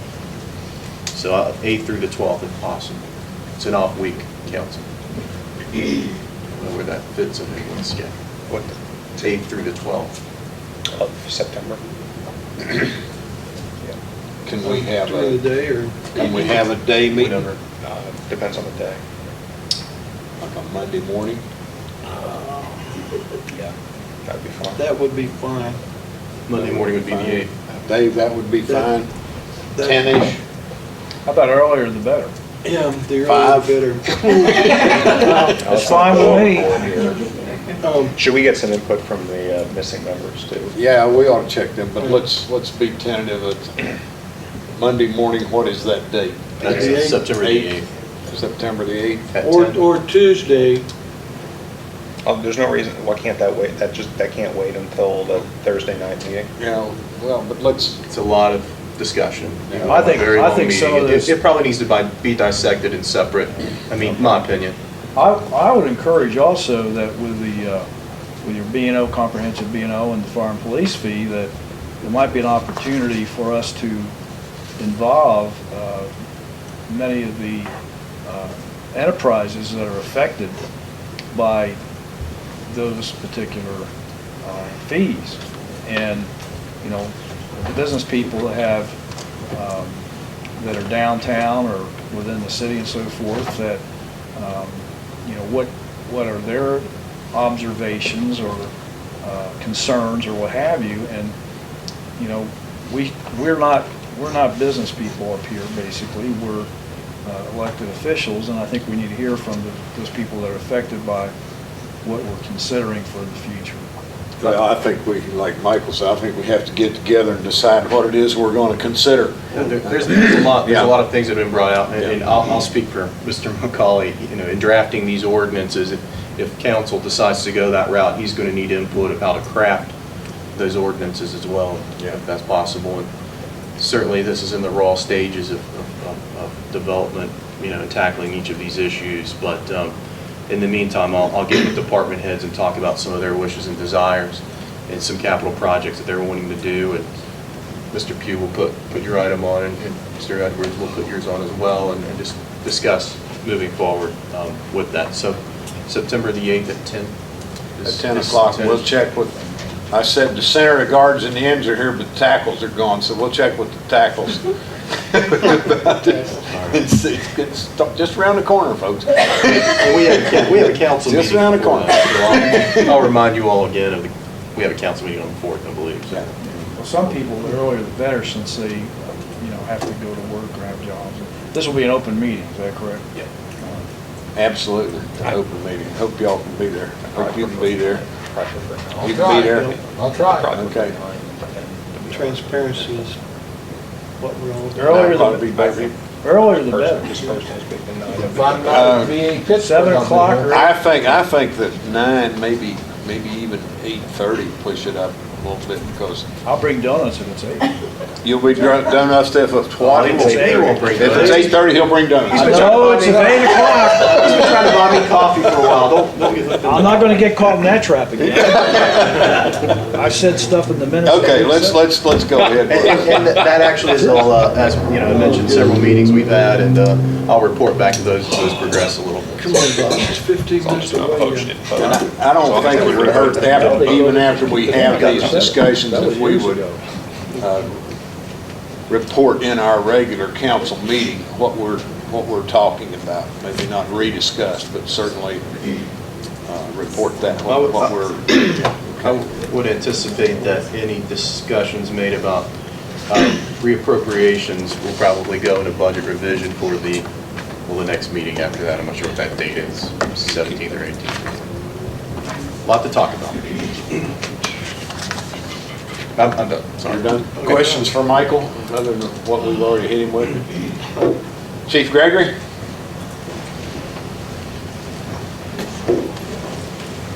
Good evening. It is, Matt, isn't it? It is. Yeah, come back. You need to hear about 8 by once the stitch. Right, up to now. I can recommend a barber. Yeah, I bet. Just a few things to report on tonight. We've been very busy this summer. Our most recent event was National Night Out, which was actually our 10th year that we've held this event. It was just this past couple weeks ago. Held again at the high school. It's been a very good venue, a lot of room for groups to come and join us. We have a car show up there, and we have various organizations that set up tables and provide free entertainment with a DJ playing music and obviously free swimming. We were able to, with all the donations and contributions from community organizations and businesses, to make this event completely free this year. It has been mostly free in the past. The only thing folks had to buy was their food. But this year we were actually able to provide the food for free as well because of all the generous donations from our partners throughout the community. So we're very pleased with that. We do continue to recruit for our volunteers and police service. We do have a handful of applications on hand that we've received throughout the summer. I would like to see some more, to be honest with you, to get this up and running and get the ball rolling on this. So if any council knows of anybody in the audience from TV knows of anybody that's interested in helping out the community, helping out the police, this again, as a reminder, is a non-enforcement type of capacity with the police department. They're going to just assist us with special events such as the National Night Out that we just had. And other events that we have throughout the year here in our community, to include help with traffic control with parades throughout the year.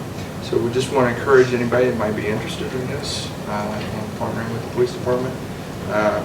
Please stop down by our new station, give us a call, shoot us an email on the internet. We'll be happy to discuss it with you. And that brings me to my final comment. What we've been busy with, by and large, throughout this summer is the move into the new police station. We're very, very pleased with our new home. We began to occupy the facility in mid-July, and it was kind of a trickle process, getting different items moved. We just have a few more odds and ends to go, and some other odds and ends on that end to take care of. But we are planning an open house, and we're looking at, we penciled in the date of September 20th. It'll be Saturday, September 20th, from 9 a.m. to 12 noon. And once our volunteers, once college gets started back this weekend, our interns and volunteers will begin to work with us over the next week or two. So we're going to collaborate with them, especially our volunteer, Caitlin Brown, who's been very instrumental in many of the programs we've been able to put on. She's been with us for a little over 2 years, a major asset with the police department. We're looking forward to having her come back this coming Monday. So we will collaborate with her and get everything rolling. But this date, September 20th, coincidentally, is going to coincide with the Children's Fair. The Children's Fair will be going on at the Stockard Youth Center, I believe from 10 a.m. to 2. And historically, we have had a presence at the Children's Fair. Generally, we've provided an officer and a police car to have kids look at the car. But we're also going to have an open house at this time as well. So we'll be giving tours throughout the police station and letting the community come and see our new home. There's 4 different things going on. Yeah, that's there's, I guess, an arts fair as well. The arts fair uptown on Main Street, something at the college. That's family. Family weekend.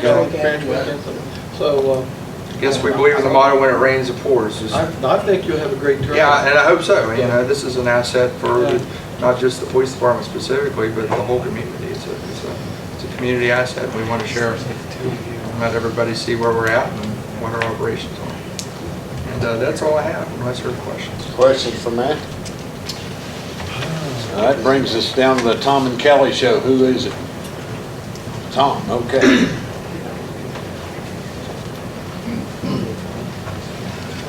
We had to reschedule a water board meeting on Tuesday of next week, so we haven't got to hold any official business there. But I will tell you some of the things we'll be taking to the water board. On the distribution side, we've had 4 water leaks in the month of July, one of which resulted in a boil water notice to the public. About 12 customers on the old Weston Road that was involved in that. We're gearing up for a Rural Water Conference in Snowshoe. It'll be the 7th through the 10th of October. A lot of training opportunities for personnel in the water industry. A lot of hands-on, a lot of classroom training. So we're looking to look forward to that. Kelly's crew has been heavily involved in maintenance in the distribution system, cleaning and inspecting water tanks, water pits, taking advantage of the weather that will permit them to do some of the maintenance items that they need to pull.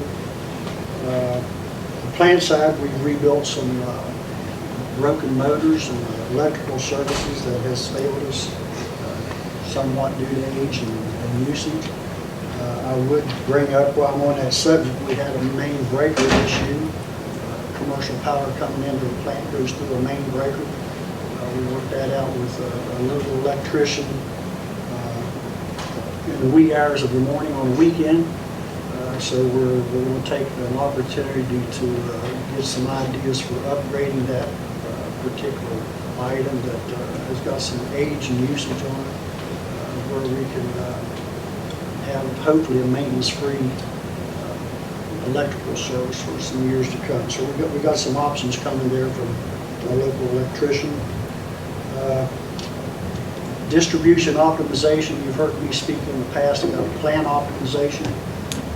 These are federally guided and funded programs that train people in the water industry and probably the wastewater side to help us better manage not only our best treatment practices, distribution practices, but it helps us continue to rethink our operations and make sure that we're on top of the game and providing the best service we can to our customer.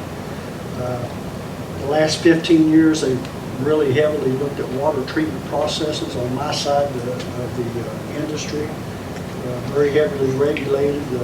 Now we're pretty sure the next 10 or 15 years is going to be on the distribution side. So Kelly had an opportunity a couple of weeks ago to go to a distribution optimization workshop. Gives him some ideas on some advanced technology, advanced best practice for maintenance of distribution, particularly looking at water turnover, water age, some byproducts issues as a result of being in contact with chemicals for a prolonged period of time. And it also looks at the satellite systems that we sell to. So Kelly will be heavily involved in those issues probably over the next 3 to 5 years. Got some training on that. Came back with some really good ideas. We had an opportunity today, Jay and I, Mr. Holland, the city engineer, went to Flatwoods and was involved in a stakeholder meeting with Bureau for Public Health, part of Senate Bill 373, or better known as the Governor Emergency Spill Bill. They're looking to follow DEP's e-submittal program. They're going to try to bring that in on the water side under the health department. So we went in and was able to get positive feedback and interaction with those that's going to develop this website. Talked about such things as sharing technology, making sure that they're going to put something out there that end users will have access to and be able to interact with, be friendly for us on our side. We walked away thinking we had a positive impact on that, so we'll see what the future brings. And I believe that's all I have. Questions for Tom? What is the fall workshop? The fall workshop you go to? The one for the... AWWS? Yeah. Rural Waters in the fall. Rural Water. Yeah, what is that? It's the October 7th through the 10th at Snowshoe. 7th through the 10th. I'd like to go to that. Yeah, we'll pick that up next Tuesday. September. Any other questions for Tom? I'm sorry, it's September. Thank you, Mike. It's next month. It's about 2 weeks away. Oh, September? Yeah, sorry about that. Have we, okay. You'll be having donuts at 8 o'clock. That's all I can think about. Thanks, Tom. Tim Rock? I am here to report on the city sewer operation, and I'm happy to report that our new Brook Street pump station is complete and in operation, including the fence. We just had an inspection last week, a DEP inspection, and they were very pleased that with what it looked like. So we're glad to be done with that. We had a meeting this week. It's inconclusive about there's interest in sewer and water going out 33 on the south side of 33 past Hampton Inn. We just had a meeting. Like I said, it's inconclusive, and hopefully there'll be more there. We submitted our I&I report, which is pretty much a summary of our activity to DEP. We'll hear back on that. On the collection system side, our what we call the Laney Door project, which is the houses that they're building out past the old Phillips Dairy. We finished that sewer construction. That's ready to go. That's done. We are presently working on a Buckhannon Street upgrade between Marion and Preston Street on a sewer that needs upgraded. We're working on that. We finished the Dan Tenney job, which is down on River Avenue, which used to be built with nice trailer parks. We did an extension there for Dan Tenney to add more trailers. On the plant side, we had a compliance sampling inspection that went very well.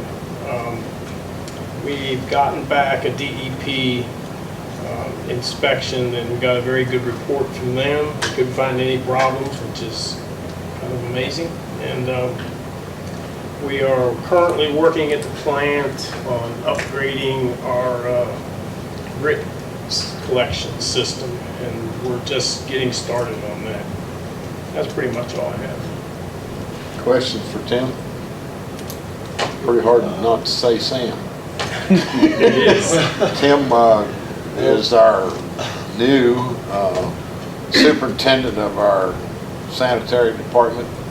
Sam Ludlow, long-term, has part-time retired on us, and so Tim's running the day-to-day operation of the sewer department.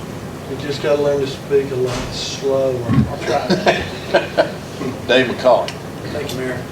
You have in your package tonight the certificate of annexation, which Mayor Davidson executed earlier today. You might remember back in the middle of July, the council on a two-reading ordinance approved the annexation of 5.4 acres to allow ADS to do some expanding. This certificate will be delivered under cover letter and a proposed order that I've also prepared. I didn't include the proposed order in here because until the county commission signs it, we'll wait until we get an executed order, but I have no reason to believe that they won't do the perfunctory thing. This isn't one of those annexation matters that is like the Armory property. Back in January of 2013, there were two public hearings before the Upshur County Commission. We did that annexation in a different way than we did this annexation. This was the petition method. When the property owner wants to come in, the county commission doesn't really have any say-so on whether it's yay or nay. They are required to enter a perfunctory order, and again, I'm not anticipating any difficulties or complications with that whatsoever. I do have an additional report from Bill Ehlenfeld. I've spoken to him again by phone relative to possible formation of the Drug and Violent Crimes Task Force, and I've provided you a letter. I'll just read it real quickly. This is to Mr. William J. Ehlenfeld, the second United States Attorney in Wheeling, regarding organization of Drug and Violent Crimes Task Force, Upshur and Lewis counties. Dear Mr. Ehlenfeld, thank you for your recent telephone inquiry requesting my assistance in identifying appropriate persons for invitation to a meeting here to consider possible organization of a multi-county city drug and violent task force in our area. Violent Crimes Task Force in our area. Easy for me to say. I have met with Buckhannon Police Chief Matt Gregory and solicited his help in establishing possible contacts. At the outset, I observed that there appears to be great interest among the Buckhannon and Upshur County, as well as the Weston and Lewis County players, in establishing a task force. I attempted several times to reach out to my law enforcement contact in Philippi, but unfortunately my calls were not returned. Perhaps at some point in the future, the task force here might be expanded to include other agencies, including the Philippi-Barber County area. For now, I would suggest that our initial meeting involve at least the following participants in no particular order. Jacob Rigger, Upshur County Prosecuting Attorney. David Kaufman, Upshur County Sheriff. Matt Gregory, Buckhannon Police Chief. Sergeant Clay, West Virginia State Police, Buckhannon Detachment. Captain D.P. Ryder, West Virginia State Police, Elkins Detachment. Sergeant Bill Bennett, West Virginia State Police, Elkins Detachment. Sergeant Chris Smith, West Virginia State Police, Buckhannon Detachment. Sergeant Mike Garrett, West Virginia State Police, Weston Detachment. Leanne Hawkins, Lewis County Prosecuting Attorney. Adam Gissy, Lewis County Sheriff. Randall Posey, Weston Police Chief. Steve Warner, Assistant U.S. Attorney. And Tommy L. Wingler, Director of Security, West Virginia Wesleyan College.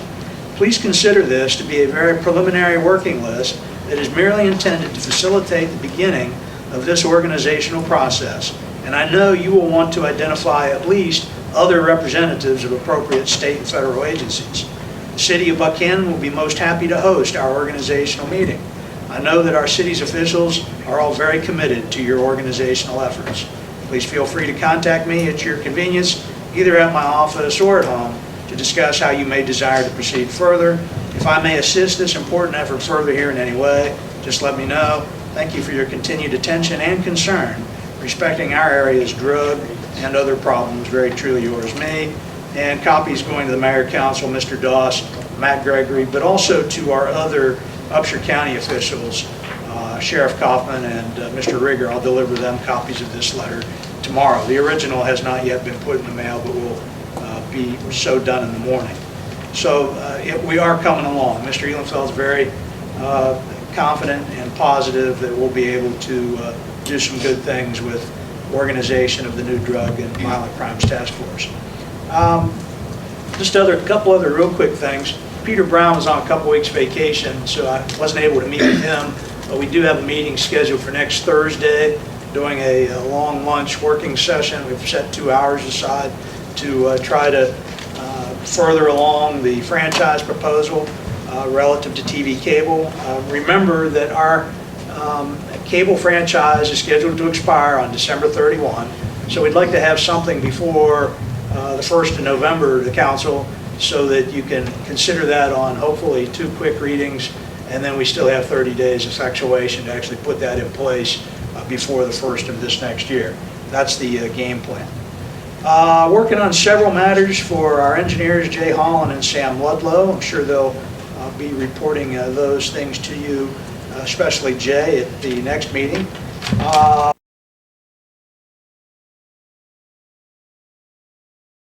The surveyor who has identified the points of 2 city streets and a city alley, also the fence line, what will be a fence line, dividing West Virginia Split Rail and West Virginia Wesleyan College owned, but City of Buckhannon leased property upon which the learning trail is situated.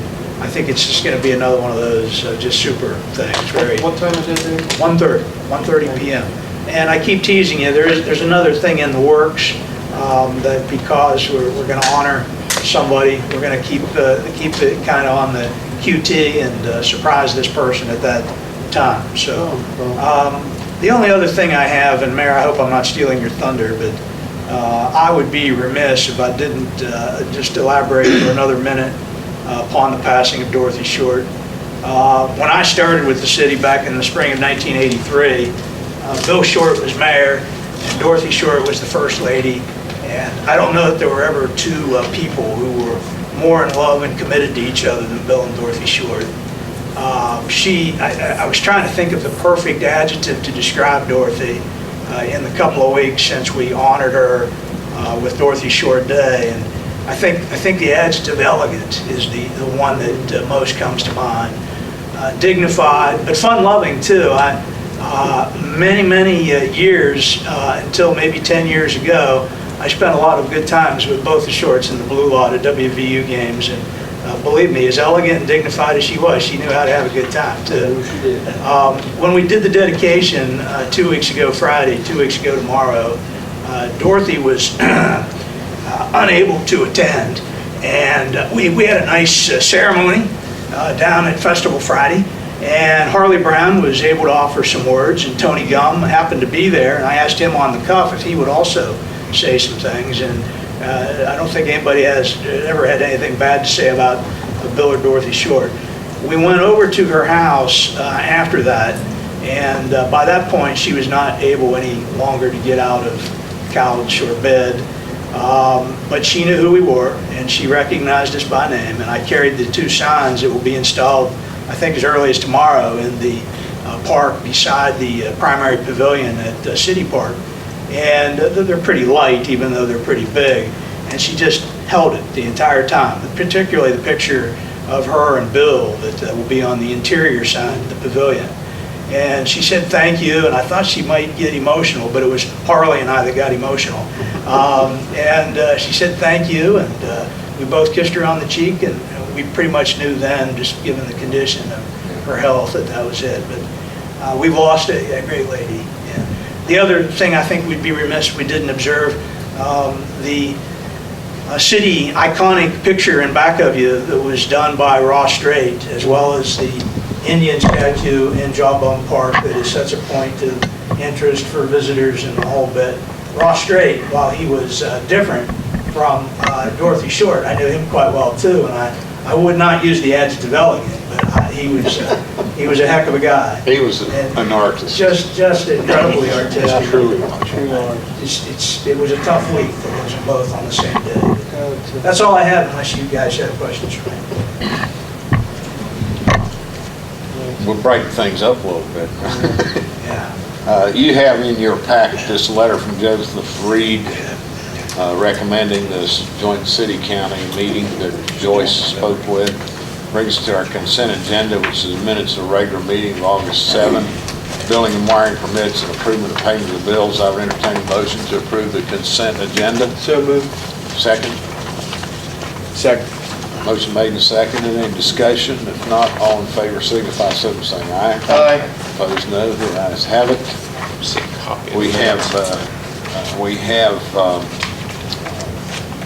request from Pastor Ed McDaniels for prayer walk and the use of Jawbone Park to be held 9/14/14, and it's in your packet.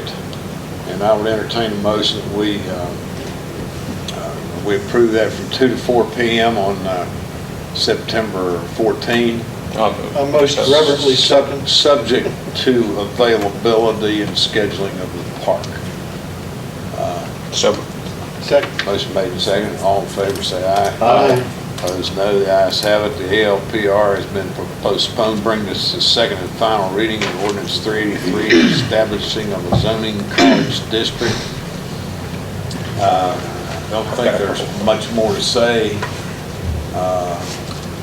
Is there a motion to... Kenny, I'd like to make a motion to table for future consideration. And I didn't have an opportunity in the public hearing to,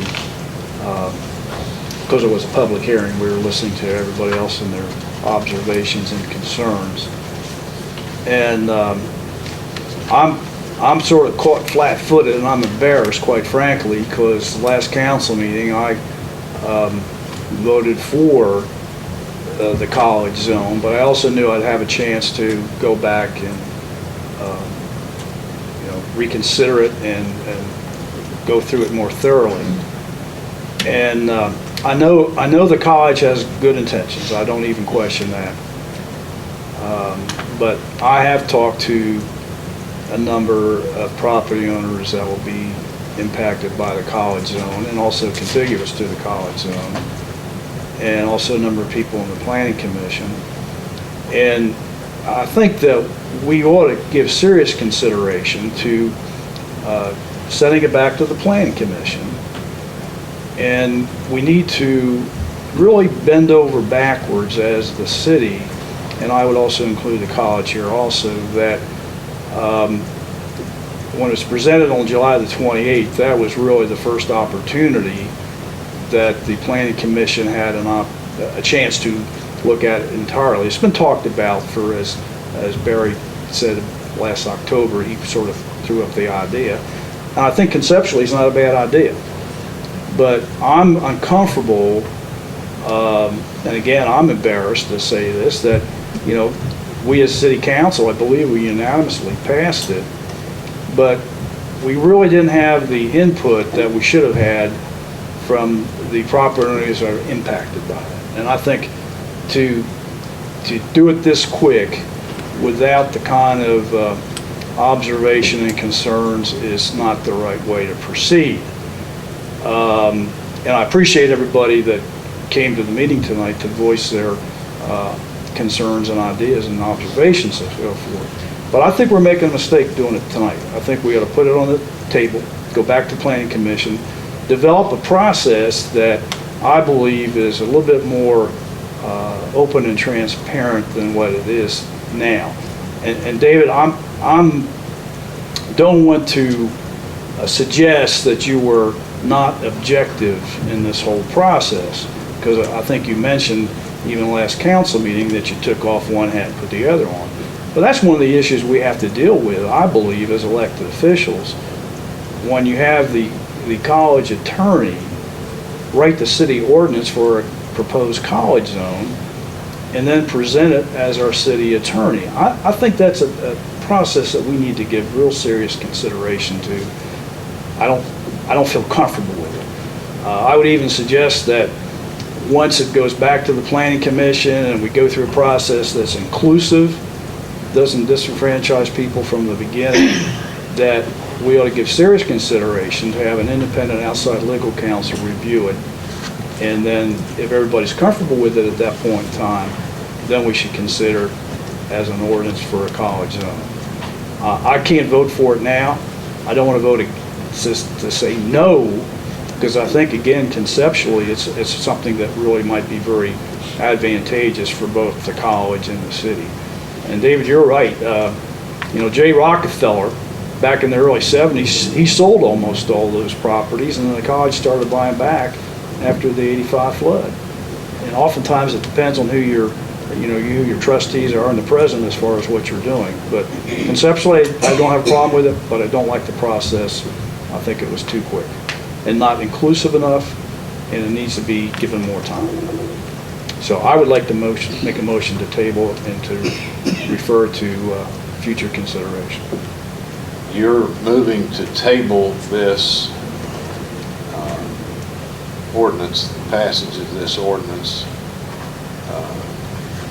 Do you mean to table it indefinitely, or do you mean to table it for a period of time? Well, I can't think of all the different things that I think we ought to consider. I don't feel comfortable with it tabling it indefinitely. I'd table it for at least 6 months, and then we can revisit it at that point in time.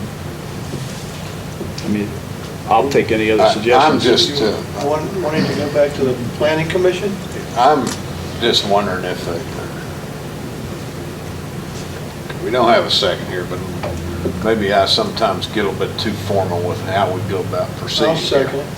But, so we have a motion and a second to table it, but we don't have a date, so that means it's tabled indefinitely. If we're going to get back to, I'll say through March 30th. Robert's Rules of Order, and but what appears to me is that we had our public hearing, and we answered questions, and I didn't hear one of those property owners who cared to show up, who were duly notified, say, I'm opposed to it.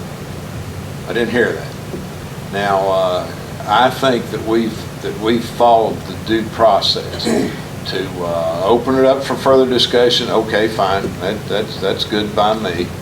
To maybe refer it back to the Planning Commission for some further study. We will have, if we make amendments to the ordinance as it is, we will require another public hearing.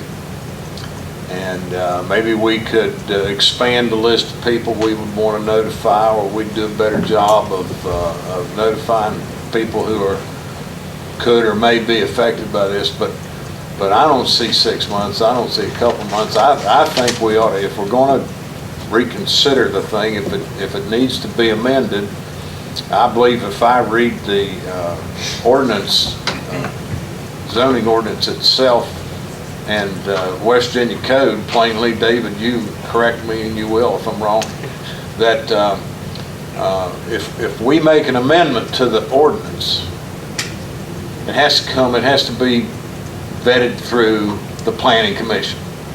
That's correct, Mayor. It has to go back. In fact, under state statute, if you refute the recommendation of the Planning Commission, which, by the way, was unanimously endorsed, every single member supported that at the meeting, it takes a 2/3 majority of the council to overturn the recommendation of the Planning Commission under state statute. The other thing I would observe is that there was some pretty substantial expense involved in a Class 2 legal advertisement, not for one ordinance, but for 2 ordinances, and $150 to send the statutorily required notice of the public hearing by certified mail. That several $100s would be repeated again. I know that it's not much when you're a $12, $13 million a year organization, but I try to save every penny I can as whatever I do for the city. We'd be required to do that again. We'd be basically back square one, I think. Well, and I'm not hearing any substantive issue with the ordinance. I mean, if it's a procedural thing, I mean, if it's a procedural criticism, then it's a procedural criticism, but I think the city went above and beyond what the statute actually required as far as notice. And how far are we required to bend over backwards to get the input of people who can't bother to show up at the public hearing for it? In addition, I'd say that I don't support returning this back to the Planning Commission. They've had their bite at the apple, and I don't think we should punt. I think this ball is in our court to strain every sports metaphor there is, and you know, I think this is for us. If we're going to table, let's table it. I don't support sending it back to the Planning Commission. They had their shot. They voted, and now it's here. The buck stops here. I think we should follow. Let me just add one other thing, because anytime, you know, I'm Abe Lincoln. I don't have stock in trade. My vice is my stock in trade. And if my activities in the dual capacity as city attorney and college counsel are in question, I've been doing it my entire professional career, coming up on 32 years. Last November, when we had a catastrophic sewer failure and we needed the attention of West Virginia Wesleyan College, I put my city hat very firmly on and went up the street and met with Barry Pritz and Pam Balch and brought them to a meeting so that they could embrace what the city needed to do to fix the problem. When Jerry Arnold wants to develop a learning trail and lease 6/10 of an acre without a single penny going to the college for a 10-year commitment to do a learning trail, all he's got to do is ask, and I help facilitate that. So I must express my reluctance at any characterization of me as being favorable to the college when it comes to any city matter, when there are an abundance of examples that I can observe where I have very firmly represented the city's interest exceeding those of West Virginia Wesleyan colleges. It's a difficult tightrope sometimes, but I do the best I can. And anytime the college doesn't want me to represent them something in a matter involving the city of Buckhannon, all they have to do is point it out and ask, and I step back. And it's the same thing with the city of Buckhannon. So, well, I'll take issue, David. I know that in 95 or 100% of cases in the past, you have probably tried to wear both hats in a very objective way. But I have an issue. I think we're really off of this. This isn't germane. Well, sure it's germane. I can't believe that. We have a motion to table ordinance 383. Okay, I moved the table. Motion and second. I'm just asking for someone, or I will move to amend the motion to say that we will take this up. We will table it until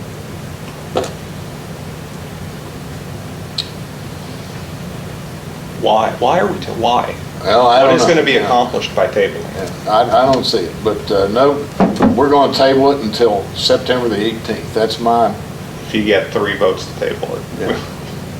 if you get 3 votes. Would you rather just defeat it? No, I'd rather, I'd vote to pass it tonight. I don't think there's I don't can't- see a I can't- substantive I can't problem with believe- it. I cannot believe you don't want to give the process a better, more transparency, open information than what is currently done. I think the process has been fully transparent, and I think it has gone, I think to characterize it otherwise is just straining at a gnat. I think that's. I think that- I disagree with you 100%, and we I can talk think about that- this further in executive session if you want to. Okay, if you'd like to, I mean, that's fine, but the. No, we won't take it up in executive session. This is a public matter. We will not take it up in executive session. I'm going to call the question. All in favor of tabling this, say aye. Aye. No. Opposed? No. No. No, we're not going to table it. We're going to vote on it. Now, I will entertain a motion to pass on second reading ordinance 383, establishment of a college zone. I would so move. I'll second. Now, all in favor of the motion, say aye. Well, do we need any further discussion? I don't think so. I'm going to call the question. All in favor of the motion, say aye. Aye. Aye. Opposed? No. 2/3 we do not have. You have adopted the recommendation of the planning commission. You don't have to, if you do different Send than it what the back, planning we got commission, 2/3. yes. Okay, motion carries. Simple majority. Ordinance passes, brings us to ordinance 384, establishment of zoning military district. I move we establish the zone of the military district. Second? Second. Motion made and seconded. All in favor, say aye. Aye. Opposed, no. Ayes have it. Comments and announcements. Mary and Pam are not here. The tackles are not here tonight. Rick, what do you got?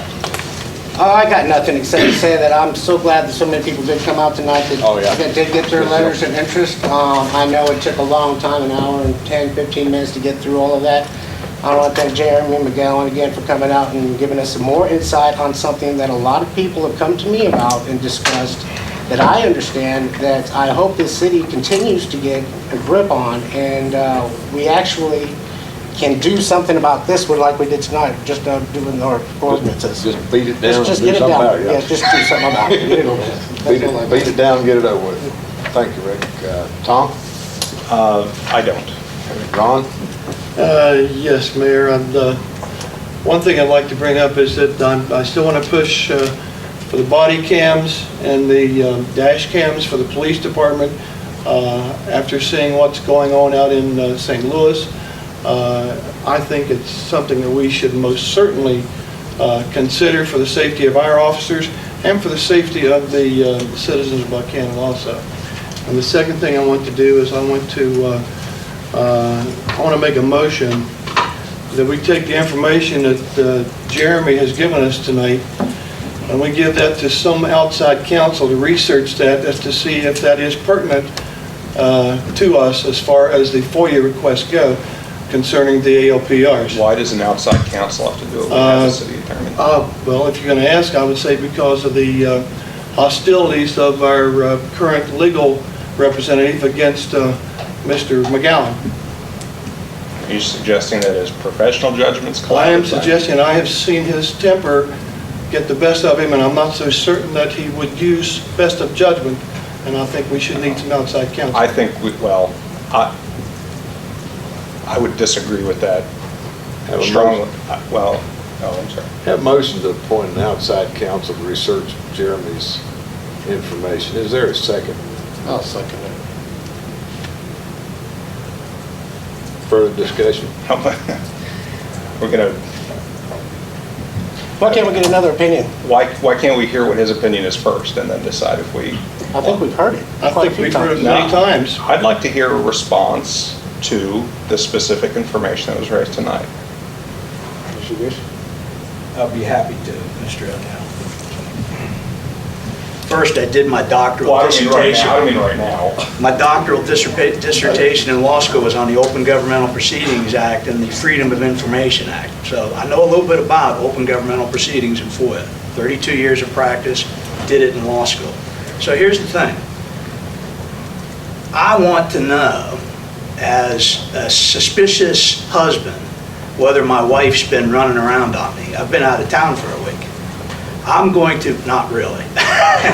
I'm going to send a request to the city of Buckhannon to see if maybe their gizmo, the ALPR, has picked up her car. And I want to know places where she's been and the times where she's been and the whole bit. Under our agreement with the state of West Virginia, with the West Virginia State Police, the Fusion Center, and by the way, those documents were drafted by the West Virginia Attorney General's office, okay?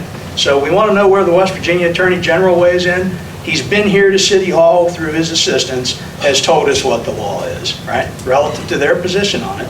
And they drafted the agreements, right? Well, are we talking about FOIA? We would be, that's where I'm getting, that's where I'm getting. If somebody makes that request that they want that information, the police officer would have to access the database. The police officer would be in civil and criminal violation of misuse of a state-owned criminal data bank that can only be accessed by city police officers who suspect criminal activity. Now, is Mr. McGowan suggesting, is he admitting to us that he's been engaged in criminal behavior and he wants us to check to see whether we can confirm something? No, that's a misuse of this device. And it would result in our police officers misusing the device under the terms of that agreement. Well, not only that, I think it would, not to interrupt you, but my understanding is that the same laws that govern the use of things like the III NCIC also require the same standard, and that would be violated. And those laws, and those are statutory requirements that in their specificity would overrule FOIA as far as being police records. Absolutely. There's another part of this too. This data is akin to tax information. Mayor Davidson and Mr. Doss, as the city treasurer, now city administrator, via an agreement that this city entered into about 20 years ago with the state tax department, okay, has the ability to enter databases that are generated by the Department of Tax and Revenue and to look at people's personal income tax returns and information like that. You have that power, Mayor. I don't know whether you knew it, but I think you did, right? You've never done that, but you have the power to do it. It would be an abuse of power for you to do that arbitrarily. Now, if Mr. Doss is trying to confirm that the store down the street really does make more than $1 million a year in gross revenues, but they're only saying they made $900,000 so that they don't have to pay city B&O, he can access that information and get, and because it's a city purpose, right? I'm sitting out there and I'm real curious as to what that successful attorney, Tom O'Neill's making. I'm just champing at the bit. I want to know that.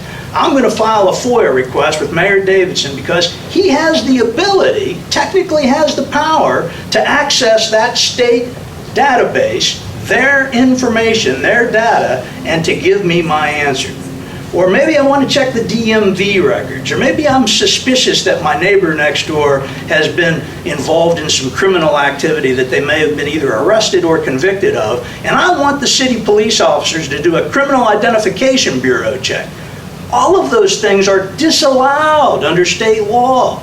It is not our information. We have access to the information, but we are not the proprietary owners, the holders of it. That's all that this comes down to. This information that may or may not be, I don't know, nobody knows if Jeremy McGowan's license plate is going to pop up on that ALPR search. The only people who would know that is someone that was looking at that license plate for purposes of criminal identification, which is what we are limited to as a city under the terms of our agreement with the state of West Virginia.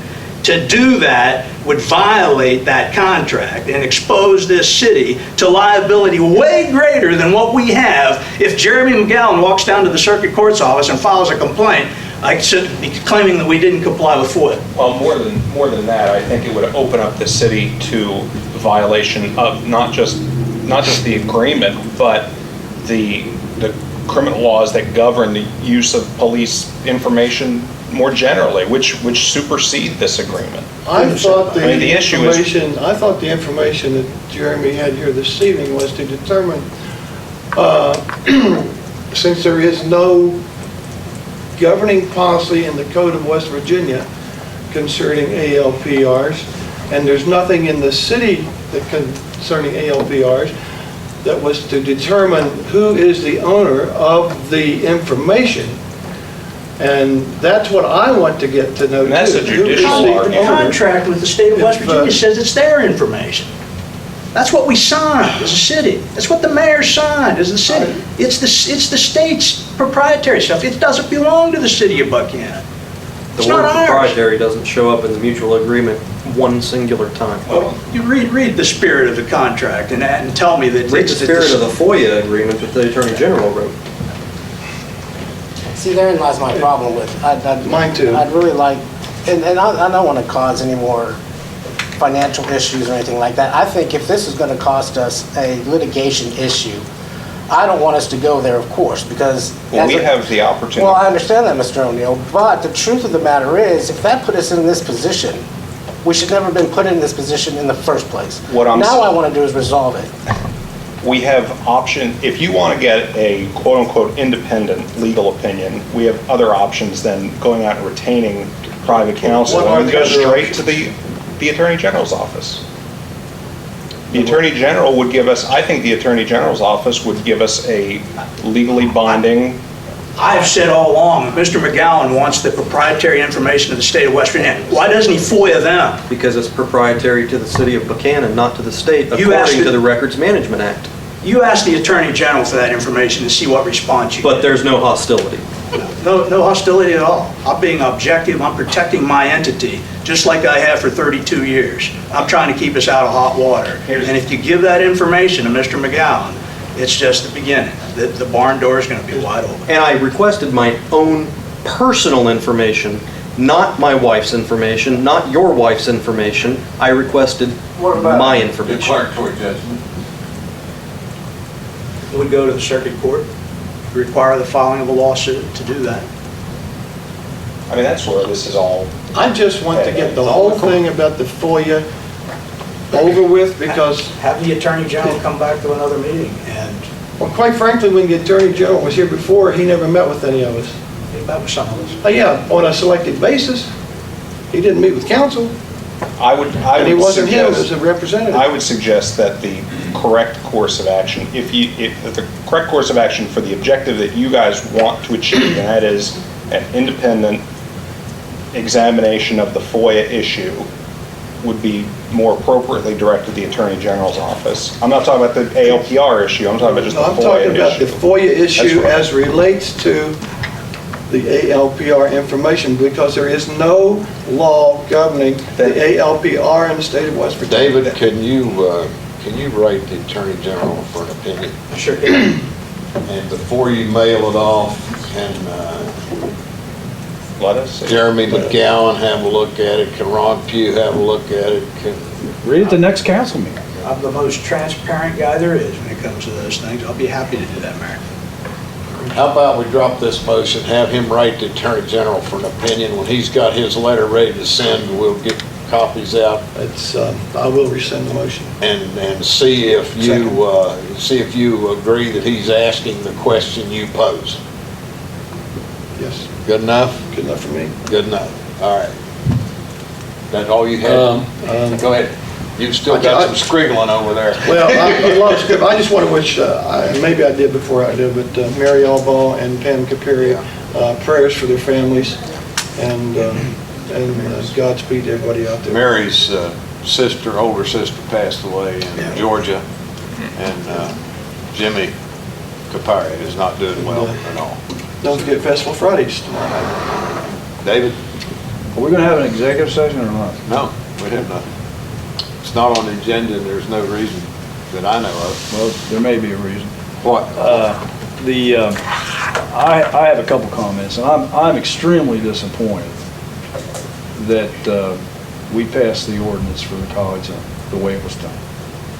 And we didn't have two of our council members here, and I think the probability that ordinance wouldn't have passed if they had both been here. And I do have a couple of things I'd like to say in an executive session. I don't think it would do any good to say it in a public session. Well, personnel or what? Well, you know, You gotta have a reason for executive session. potential litigation. That's all I'm going to say. I think it's very disappointing what we did this evening. It is a footprint, unfortunately, of what this city has done for a lot of times. We have not given enough time to reflect on critical things. And I think this is one primary example. I think the college is great. It's a great asset, great resource. It's been a great partner with the city for 80-some years. But you know, not one single person involved in this college zone, either within the zone or contiguous to the zone, was notified what was going on until the planning commission made the recommendation and we passed it the first time on the reading. That is not right. You know, Tom, you can say, well, we made code and statute and et cetera, but we didn't do what we should have done. And I've tried to call some council people and don't get phone calls sometimes to discuss issues. And I think we need to do that. We need to be more reflective and plan what we're doing for the future than simply, I think this was a railroad job personally. That's my own observation, period. I'm embarrassed. That it? Yep, for now. Well, I think I'll just keep my mouth shut. It's been an interesting meeting, and I appreciate everyone who came out, even those who left, those of you who stayed, and we'll meet and battle another day. We'll adjourn the meeting. Thank you so much for being here. Am I missing something?